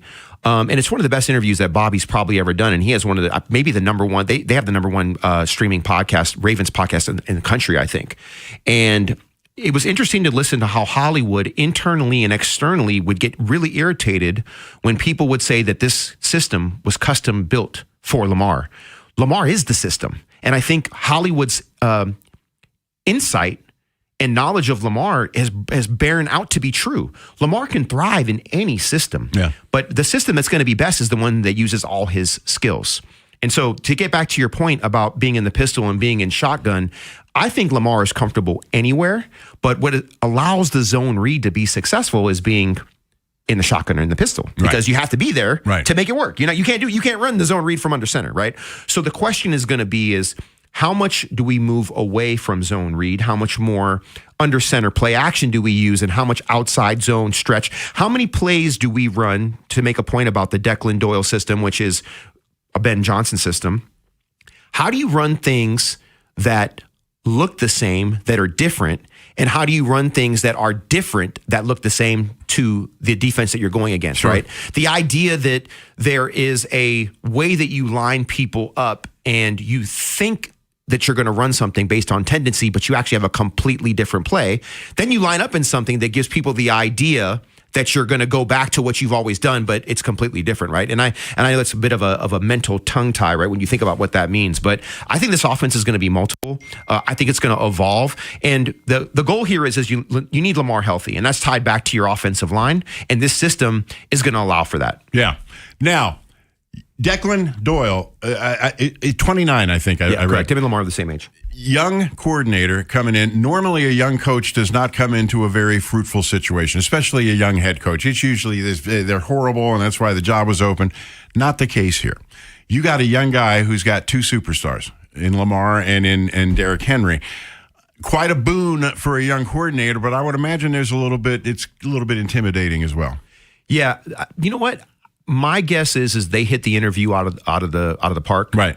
And maybe once again, I make this distinction about outside looking in. It probably feels that way, even for me as a fan. But the player in me knows that I've seen people move their way up the ladder, get more responsibility, and usually they sometimes they get the job before they're ready. Sometimes they get the job and they've been ready for a while. Now, Declan Doyle's 29. I don't know how ready he is, but I'm going to assume he's pretty prepared. I'm going to assume that he showed Eric, Sashi, and Steve something that said, hey, this kid's ready. And the things that he did to prep Ben Johnson, the things that he did with Sean Payton tell us that he's ready. When you start calling plays, there's going to be an ebb and a flow. You're going to learn quite a bit. Oh, sure. And we saw what happened with Mike McDonald. Yep. When he first started play calling, it wasn't great. It wasn't smooth, but look at where he is now and look what he ended up doing. Look, it's blasphemy to compare any team to the 2000 Ravens defense, right? Agreed. But in recent history, the Ravens 2023 defense on its own was pretty darn good. And that was led by Mike McDonald, who had not called NFL plays prior. I think, was 2022 his? I think so. His first, so prior to 2022, he hadn't called defensive plays before. Unless he did them at Michigan. Well, he did it in college, but not in the NFL. But not in the NFL. And I'm going to tell you something. I will always believe, I will go to my grave believing that 2023 was a Ravens Super Bowl team. They just fell short. They had everything they needed. I think 2019 did as well. Yeah. When you're the number one seed and you have a home game, I mean, come on. Yeah. You know what I mean? The 2019 team underachieved because we lost in the divisional round to Houston, not to Houston, to Tennessee. Yeah. Mike Vrabel again, right? I have a funny story about that. I'll save that for another time. But in regard to the 2023 team, the Chiefs were shut out in the second half of that game. But what the Chiefs did is they won the psychological warfare game. They had us psychologically beat in the first half. Yeah. And then we kind of recollected ourselves. Remember, there was a couple 15-yard late hit penalties, roughing the passer, hit out of bounds. That's the only reason why they scored, right? And I'll tell you right now, Kyle Hamilton had Travis Kelce locked up. And Pat Mahomes threw a dang dot and a dime. Only one place he could put it. I'll never forget that. Yeah, only one place he could put it. And so, I tip my cap on that. But, I don't want to bring up the Zay fumble and the different things and the getting away from the run game. But we did it to ourselves in that game. It's unfortunate. It happens. But it still hurts. It still hurts to talk about. All right, coming up, give us a call, 410-583-1057. We would love to talk to you, 410-583-1057. And as promised, Femi and I, we're going to talk a little bit more about this player fan analyst. Who's right, who's wrong, what's right, what's wrong. That's coming up. Stick around. See what you've been missing by seeing what you've been listening to. What was the question? The Big Bad Morning Show. Vinny and Haynie and Inside Access on the Fan's YouTube channel. Subscribe at Baltimore 1057 The Fan. Do you know a Maryland high school lacrosse player who demonstrates excellent leadership qualities in the classroom, community, and on the field? Help us recognize them as a PNC Achiever. Log on to PNCAchieversBaltimore.com to nominate the outstanding student athlete in your life. When it comes to affordable term life insurance, everyone's whistling the Big Lou tune.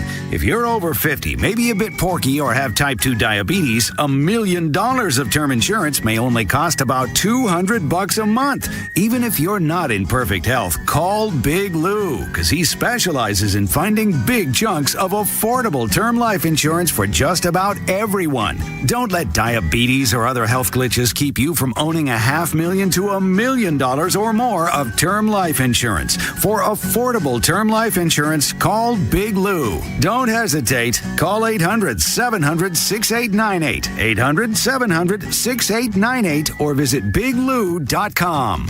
Call Big Lou, don't hesitate. 800-700-6898. Call Big Lou, don't hesitate. 800-700-6898. Visit biglou.com.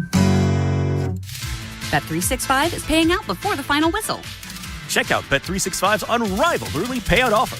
When you bet on a team to win and they take a 17-point lead, you get paid no matter the final score. Forget the final whistle and start counting that cash. Hold up. You get early payout on parlays, too. Download the app and see why it's never ordinary at Bet365. Gambling problem? Call 1-800-GAMBLER. 21 plus only. Must be physically located in Maryland. T&Cs apply. Sound familiar? At Mattress Firm, we understand there are many problems that can keep you up at night, like snoring, aches and pains, or sleeping hot.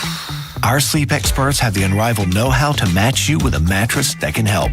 And now at Mattress Firm, upgrade to a Tempur-Pedic and learn how you can get 3% back plus an instant gift. For the great sleep you deserve, visit Mattress Firm. We make sleep easy. Restrictions apply. See store or website for details. This is the story of the one. As the purchasing manager at a manufacturing plant, she knows the only thing more important than having the right safety gear is having it there when you need it. That's why she partners with Grainger for auto reordering, so her team members can count on her to have cut-resistant gloves on hand, and each shift can run safely and efficiently. Call 1-800-GRAINGER, click Grainger.com, or just stop by. Grainger, for the ones who get it done. Straight Talk Wireless presents Pickup Truck Wisdom. If you're only good to your new friends, you're not going to have any old ones. Straight Talk gets it. That's why new and existing customers get free 5G phones on Verizon's 5G network. Pretty simple, really. You keep good people by being good people. Find us at straighttalk.com and Walmart. Straight Talk Wireless. Straightforward. Always. Taxes and fees apply. Plan purchase required for free phone offers. Copyright 2026 Verizon. This is the story of the one. As an HVAC technician, he and his digital multimeter are in high demand. So when a noisy office HVAC turns out to be a failing blower motor, he doesn't break a sweat. With Grainger's easy-to-use website and product information, he selects the product he needs to keep everything humming right along. Call 1-800-GRAINGER, click Grainger.com, or just stop by. Grainger, for the ones who get it done.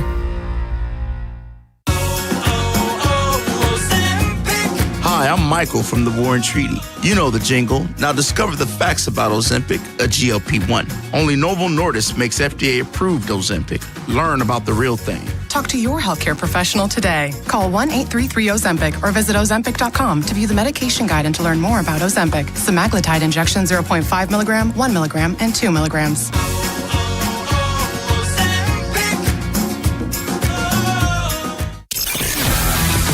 The Bruce Cunningham Show on Sports Radio 105.7 The Fan. Ain't looking to my eyes. Lord knows to my surprise, the only one who could ever reach me was the son of a preacher man.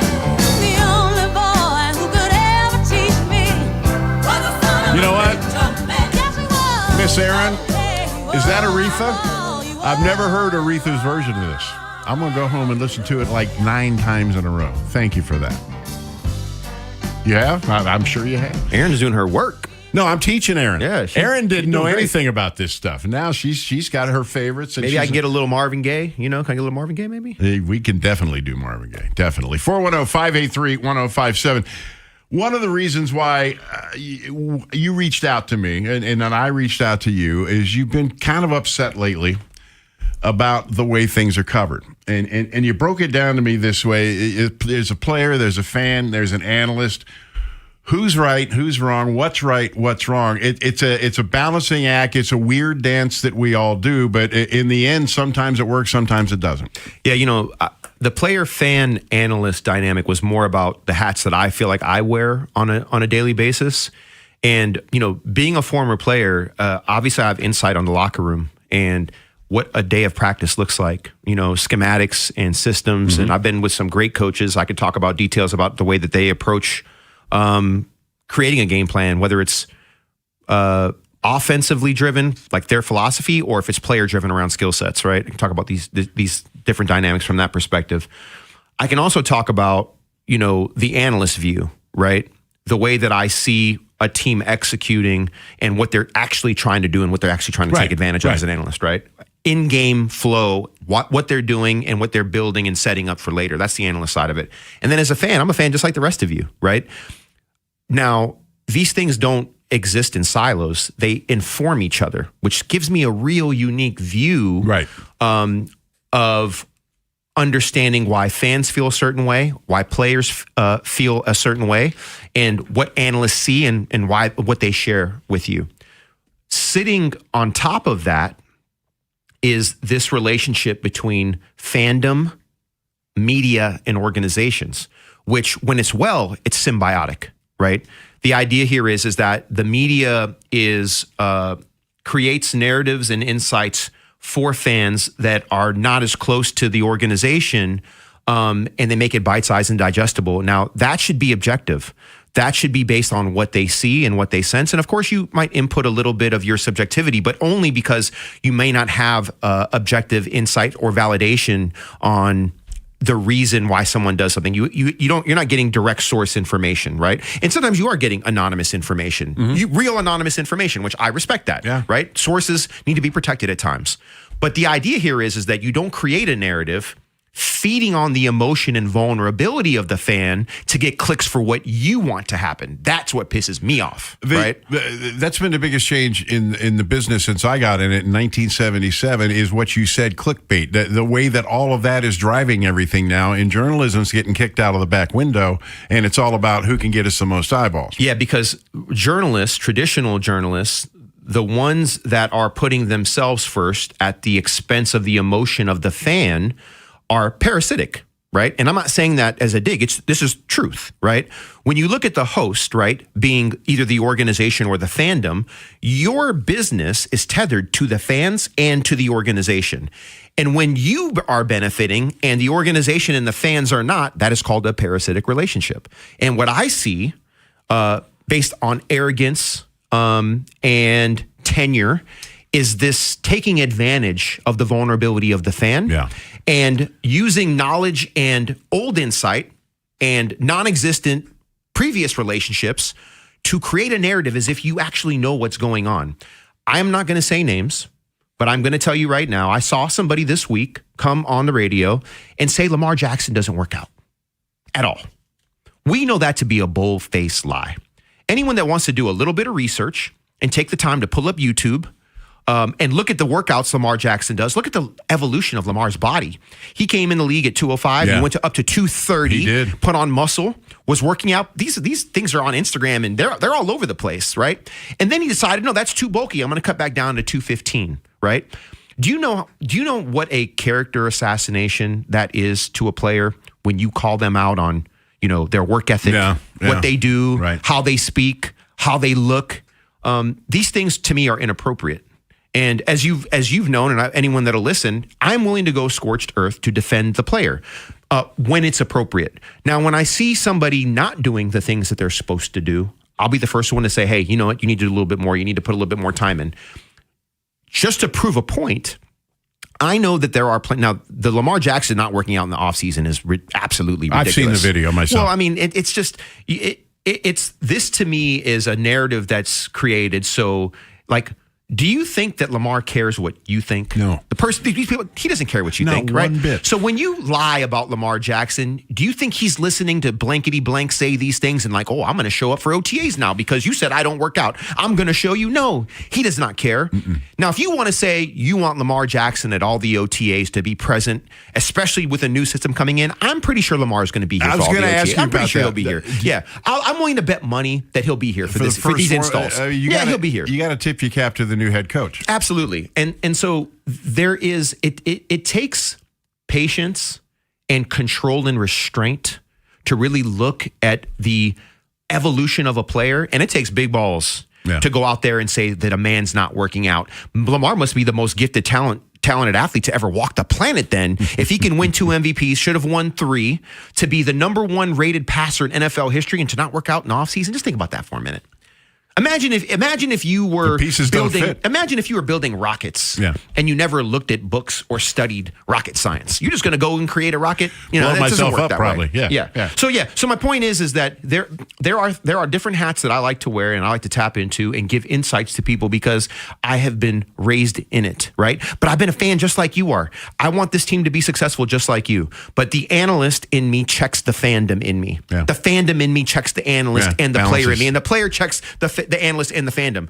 That's the restraint that I want to have. That's the insight that I want to bring. And believe me, I'll be the first one to say it. I love Coach Monken, but he is a passer of the football. His philosophy is disjointed from who we are and who we want to be. And on the margin, when it really matters, he reverted back to who he is, which is why, in my opinion, we do not have a Super Bowl here. That wasn't just him. There was a lot of people that led into that and let it happen. Right.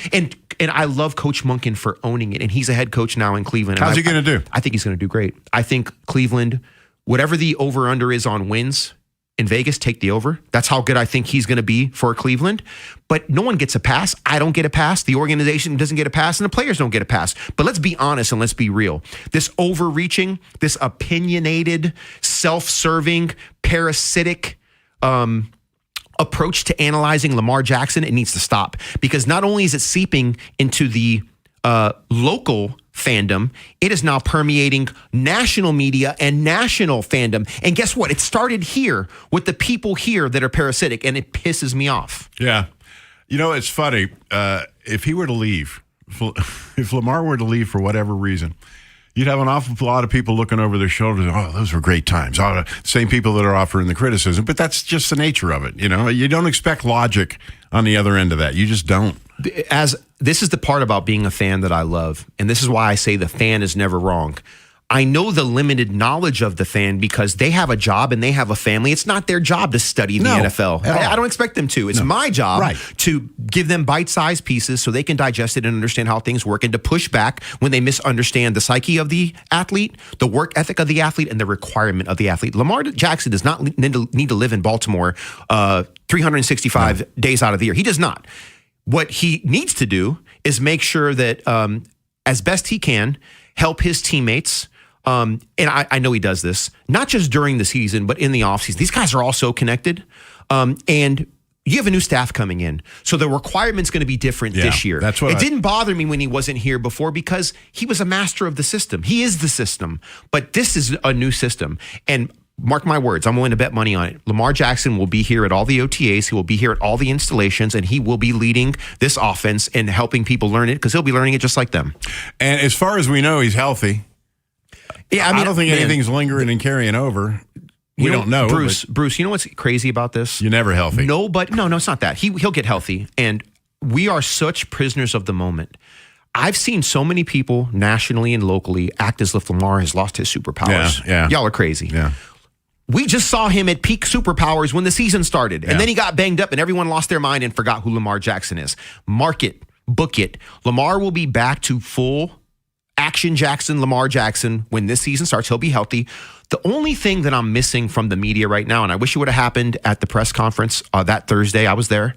I wished it would have happened during Steve's press conference when he basically said he's letting Coach Harbaugh go and they're going to start the search for a new coach. Why has no one asked about the extent of Lamar's injuries and how bad they really were and their thoughts on what it means? I can answer that. HIPAA laws. The clubs can't discuss, only the injury. The player himself can discuss the injuries. That's why they've been so shadowy about Matabike. And those are absolute, and coaches all know that, and they're instructed, There is a macro high level set of questions that can be asked that are not going to affect HIPAA. And where I'm going with this is I don't need specificity on the specifics of the injury. That's not what I'm talking about. I'm literally just talking about like, hey, when it came to game planning, why did you guys make these decisions on game plans? Mm-hmm. Like, was Lamar able to do the things that are required for him to? No, look, he wasn't really ready to do that yet. Like, there are ways to answer those questions. This is the thing, though. Ask the question and allow the pushback. And if HIPAA is the answer that you're going to get, fine. But please ask the question. Nobody has asked the question. I want to know how healthy Lamar was at the end of the season. You don't got to tell me that his hamstring was grade 3 and that his MCL and his toe were grade 2 strains. I'm not asking for specificity. Where was Lamar at in regard to being 100% or 25%?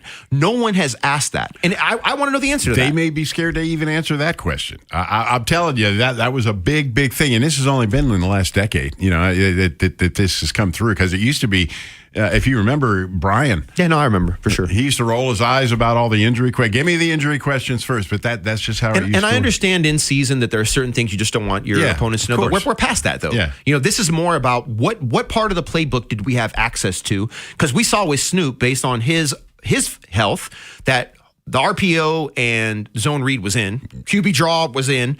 With Lamar, it wasn't in, but Lamar does something that Snoop can't do, and that's put the ball over the top. And we saw that against Pittsburgh, and that's what makes Lamar special. Yeah, quick twitch, too. I mean, that's the key to that whole thing. All right, coming up, it is the night before Super Bowl. And if you look in this studio, there are two men, only one of them have experienced the night before the Super Bowl. Femi, you're going to fill us in when we come back. Stick around. I'm Kevin Harlan. You're listening to the station with the best Ravens coverage. Sports Radio 105.7. The Fan. Powerful doesn't just happen. You have to make it happen. So the moment Total Wireless offers a free Samsung S25 FE with Galaxy AI, when you switch to Total 5G or 5G Plus Unlimited 3-month plan, you take the network as powerful as you, with unlimited 5G data that won't slow you down. Now that's a total power move. Visit your neighborhood Total Wireless store. Device taxes and fees may apply. Requires new activation on a Total 5G Unlimited 3-month plan or higher. External port in and ID verification. Available only in Total Wireless stores. Limit to 4 devices per account. Hey, it's Ken Weinman. It's the last call for football on FanDuel. One final Sunday, one last kickoff. The final chance to place your bets before the NFL season closes its tab.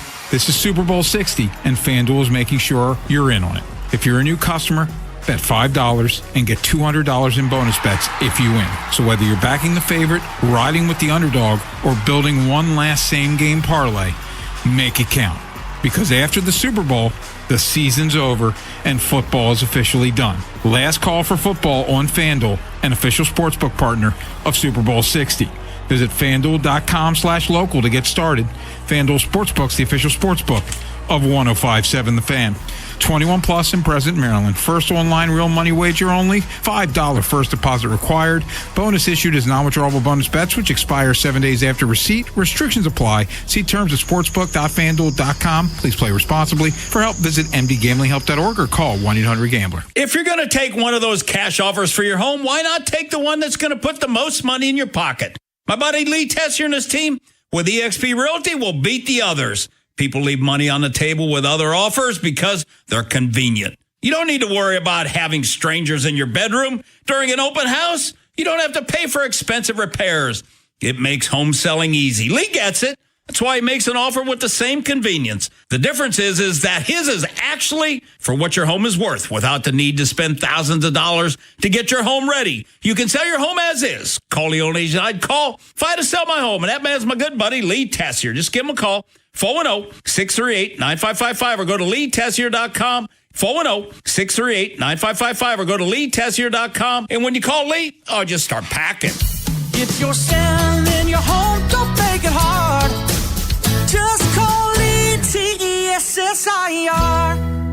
$5,000. That's the average amount of money people in the U.S. are now spending on gas in a year. $5,000. That's crazy. If you drive, you have to download Upside, the free app that gives you cash back every time you get gas. That's right. You can earn real cash back with Upside just by buying the gas you're already buying. You can literally start earning cash back today. I use Upside every time I fill up, and I've already made around $300. You're putting gas in your car anyway. Why not get real cash back? If you like free money, download Upside. I'm saving the cash I earn from using Upside to help pay for a vacation later this year. Download the free Upside app now to earn cash back every time you buy gas. Use promo code CODE to get an extra 35 cents per gallon on your first tank. You can cash out anytime right to your bank, PayPal, or a gift card for Amazon and other brands. Just download the free Upside app and use promo code CODE for a 35 cents per gallon bonus on your first tank. That's code CODE for a 35 cents per gallon bonus. The Bruce Cunningham Show on Sports Radio 105.7 The Fan. Brother, brother, brother, there's far too many of you dying. You know we've got to find a way to bring some love in. Welcome back. Femi asked for some Marvin. There you go. Hey, tell you something about Marvin I bet you didn't know. Give it to me. He's from Washington, Oh, D.C. really? Yep. I did not know that. So, Aaron, I'm going to plant a seed. I want Al Green next. Oh, yeah. Please. 100%. I need a little Al Green in my life. Cool. All right. It was about 15 years ago. You know Pier 6, right? Yep. B.B. King, Al Green, and Etta James. Wow. I died. Well, I live in Harbor East right there, so I'm always walking by. Man, that whole little shindig out there. All right. Well, let's take this one call, and then we'll get to what I just talked about. Peter, what's going on? Peter. Son, you're blowing it. Okay, thanks, Peter. See ya. Try again. All right. I teased this before the break. Now, by the way, that's a broadcast term. I teased it. Yeah. Okay. Yeah. You've experienced all this. Yeah. You know what the Seahawks and you know what the Patriots are thinking right now. Without being too broad of a question, what's the atmosphere the night before Super Bowl? I mean, is it an atmosphere? Your old partner Jerry Sandusky is a hay in the barn. Is that the attitude, or what is it like the night before? Well, you know what's interesting is I've been listening to a lot of former players on Radio Row. I've been listening to Ocho and Shannon, a bunch of guys, and as they were talking, Shannon really reminded me of something. And it might have been Marshawn Lynch as well. Oh, and I saw Dion and Emmett. And Emmett and I were teammates, by the way, in Arizona. I know. And they all said the same thing. And the thing that they said that was true is they already knew they were going to win the game before the game started. When the Cowboys, I can't remember who the Cowboys beat in one of the Super Bowls that they were talking about, but Dion had left the Niners and went to Dallas. Right. And Emmett, they were talking about that game. They already knew they were going to win the game. You know, I heard the same thing about your team. We knew we were going to win the game, no doubt. And I've heard a lot of players and a lot of the winners. Now, the losers might be saying the same thing, but they don't tell the story because they didn't win. So maybe everyone thinks the same thing. But there's this, the underlying point is there's this thread of confidence.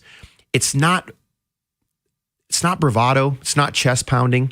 It's a calm, steely, like, hey, it's about to go down. Like, it's about to go down. We're about to go do this. Like, everything that we talked about, all the work that we put in, there's no reason to get crazy. It's still too early.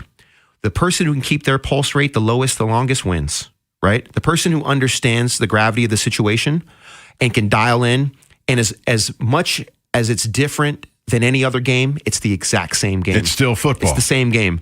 So you have all this pomp and circumstance. You have this halftime show. You have all these people. It's going to be broadcast worldwide. Everyone's paying attention. There's going to be billions of dollars bet. There's all these different things. You can't concern yourself with any of that. You have a job to play, a role to play, and you're probably going to have a couple wrinkles that you've added in over 2 weeks that you didn't run during the regular season. You know that Seattle knows that New England's going to do it, and New England knows that Seattle's going to do it. Are you prepared for what you haven't seen? The 2 weeks to get prepared, it's pretty awesome. Guys, get healthy. The game's going to be so fast, and you haven't played in a couple weeks. A lot of wild stuff can happen in the first quarter, but sometimes first quarters are very dull as well. Yeah, right? yeah. So you just don't know what you're going to get, but the team that can stay calm and cool and collected can make it a normal Sunday game as quickly as possible, execute their game plan and not make mistakes. I know it sounds really cliche. That's what you're talking about the night before the game. And Get you're talking your heart about that. rate Yeah, down. and you're talking about that all week. So don't get out of character. Don't do anything crazy. Lean on your guys. Communication is at a premium. That's the one thing about that 2000 team that was so amazing, is that we love being around each other. I was listening to Dion talking to Emmett on the Rich Eisen show, and they were talking about how close they were, and Troy and all these different guys, the defense and the offense. And we did the same thing. It's almost, I guess every Super Bowl team has these stories about the togetherness off the field, the playing ping pong and spades and cards that builds these relationships that carry over onto the field. That's so true and so important. So in my opinion, the underlying kind of lever that we don't talk about enough is how the off the field competition and camaraderie does lead to a trust and a buy-in in the most important moments in a game. It's so true. And it sounds silly, but it's the truth. That's true, and to an extent in any organization. Yeah. You know, if you've got that going. This is the other thing I wanted to ask you about this, Brian. Yeah. He was a swashbuckler that whole year. He didn't mind becoming the lightning rod. He had a lot of style. I still think about things he said and did that year that make me smile. You know, what's funny, it takes time, to really appreciate some people that have their moment in time in your life. And I was lucky to be with Brian 97, 98, 99, and 2000. He brought you in here, right? He did, yeah. So I had 5 years with Brian, and he was my first NFL coordinator that I ever got to work with. I didn't know at the time that he was the most brilliant one, but he was. And Brian is very much data-driven and scientific, but you know what? He has an ability to understand emotions and psychology and motivation, and he knows how to pull those levers almost better than anybody I've ever been around. And it took me time to get older and be around more coaches, like post-retirement, and play in different cities and places. And there is a method to his madness that is so unique. Denny Green is probably the head coach that I respect the most based on the way that he commanded the room and the way he was a true CEO. But in regard to intelligence, emotional, and schematics, Brian is the best I've ever seen. Yeah, he's a lot of fun to watch, that's for sure. The team was only 4 years old. You had no history with the team before that season. Were you guys aware of just how remarkable what you were about to do was? Do you know that my first active NFL game by the Vikings, you know who I played? Baltimore? Played here in Baltimore. Corey Harris knocked my helmet off my head. My first ever running down on a kick. I started out as an undrafted player, got cut, got brought back. Then I was on the practice squad. Then I ended up playing. So my first, isn't that wild? The first game I ever played in ever was here against the Ravens as a Viking, which is a wild thing to think about. Yeah. And so what was your question? What was your original question? I don't remember. Yeah. You just made me think of something else. Sorry. I just had to bring that up because I don't think I've ever told you that before. No, I don't think so. It triggered a thought in my head. Here's another first that you may not know about. Neil O'Donnell was the Steeler quarterback and got knocked out of the game by Terrell Suggs. And for the first time, Ben Roethlisberger was the starter for the Steelers right here in Baltimore. Man. And there's another one. You might know this before you got it. Barry Sanders played his last game here in Baltimore. It was the first year of the new stadium. Well, it's so funny because I think about all the connections that I had, and I'm looking at Emmett, and I'm looking at Dion, and Dion's talking about Shador, and Emmett's talking about his time with Dion, and Emmett's last season in the NFL was with me in Arizona. He was telling a story about Larry Fitzgerald, and I was like, I was there for that. And guess what? I knew Larry because Larry was a ball boy in Minnesota. It's all tied together. It is truly a brotherhood. I am directly connected to guys that I've never played with through the guys that I've played with that have played with them. And some of these stories, I know them because I remember them telling me these stories in the locker room. Larry and I used to play catch. I was on the practice squad. He was washing Chris Carter's car and Randy's car. And he's how old? He was probably 14 at that time. All right. I would play catch with him. When Larry got drafted by Arizona, look, this just tells you, like, when it's off season, it's off season. I knew that the Cardinals had drafted him, but I didn't remember the last time I saw Larry. Our very first OTA minicamp, Larry's first time on the field, the first person he comes up to is me. He's like, "What's up, fam?" I'm like, "Dude, I can't believe we're teammates." We're just laughing about it. How do you draw? That was not on my bingo card. Yeah. Larry Fitzgerald, ball boy in Minnesota, is going to be my teammate, the number... What was he, 5 pick? Something. He was high pick, yeah.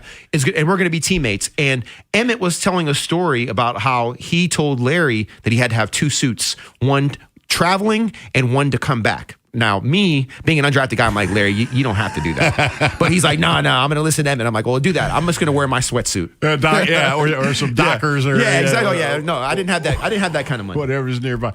But as I said earlier, though, that 2000 team, it was a pleasure to cover. And I always talk about this scene, and I'll make this quick as I can. We're in a scrum in front of somebody's locker, about halfway down that little locker room you guys had. It must have been an O-lineman. That's where they dressed. And I feel a hand go in my pocket.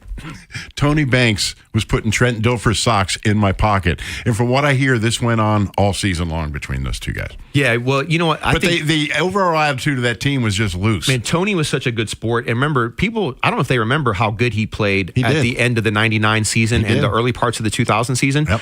You know, that Jaguars game, which we were down big at halftime. You know what's funny is that was one of my best games as a pro. I think I had 7 catches in that game for 60 yards and a touchdown.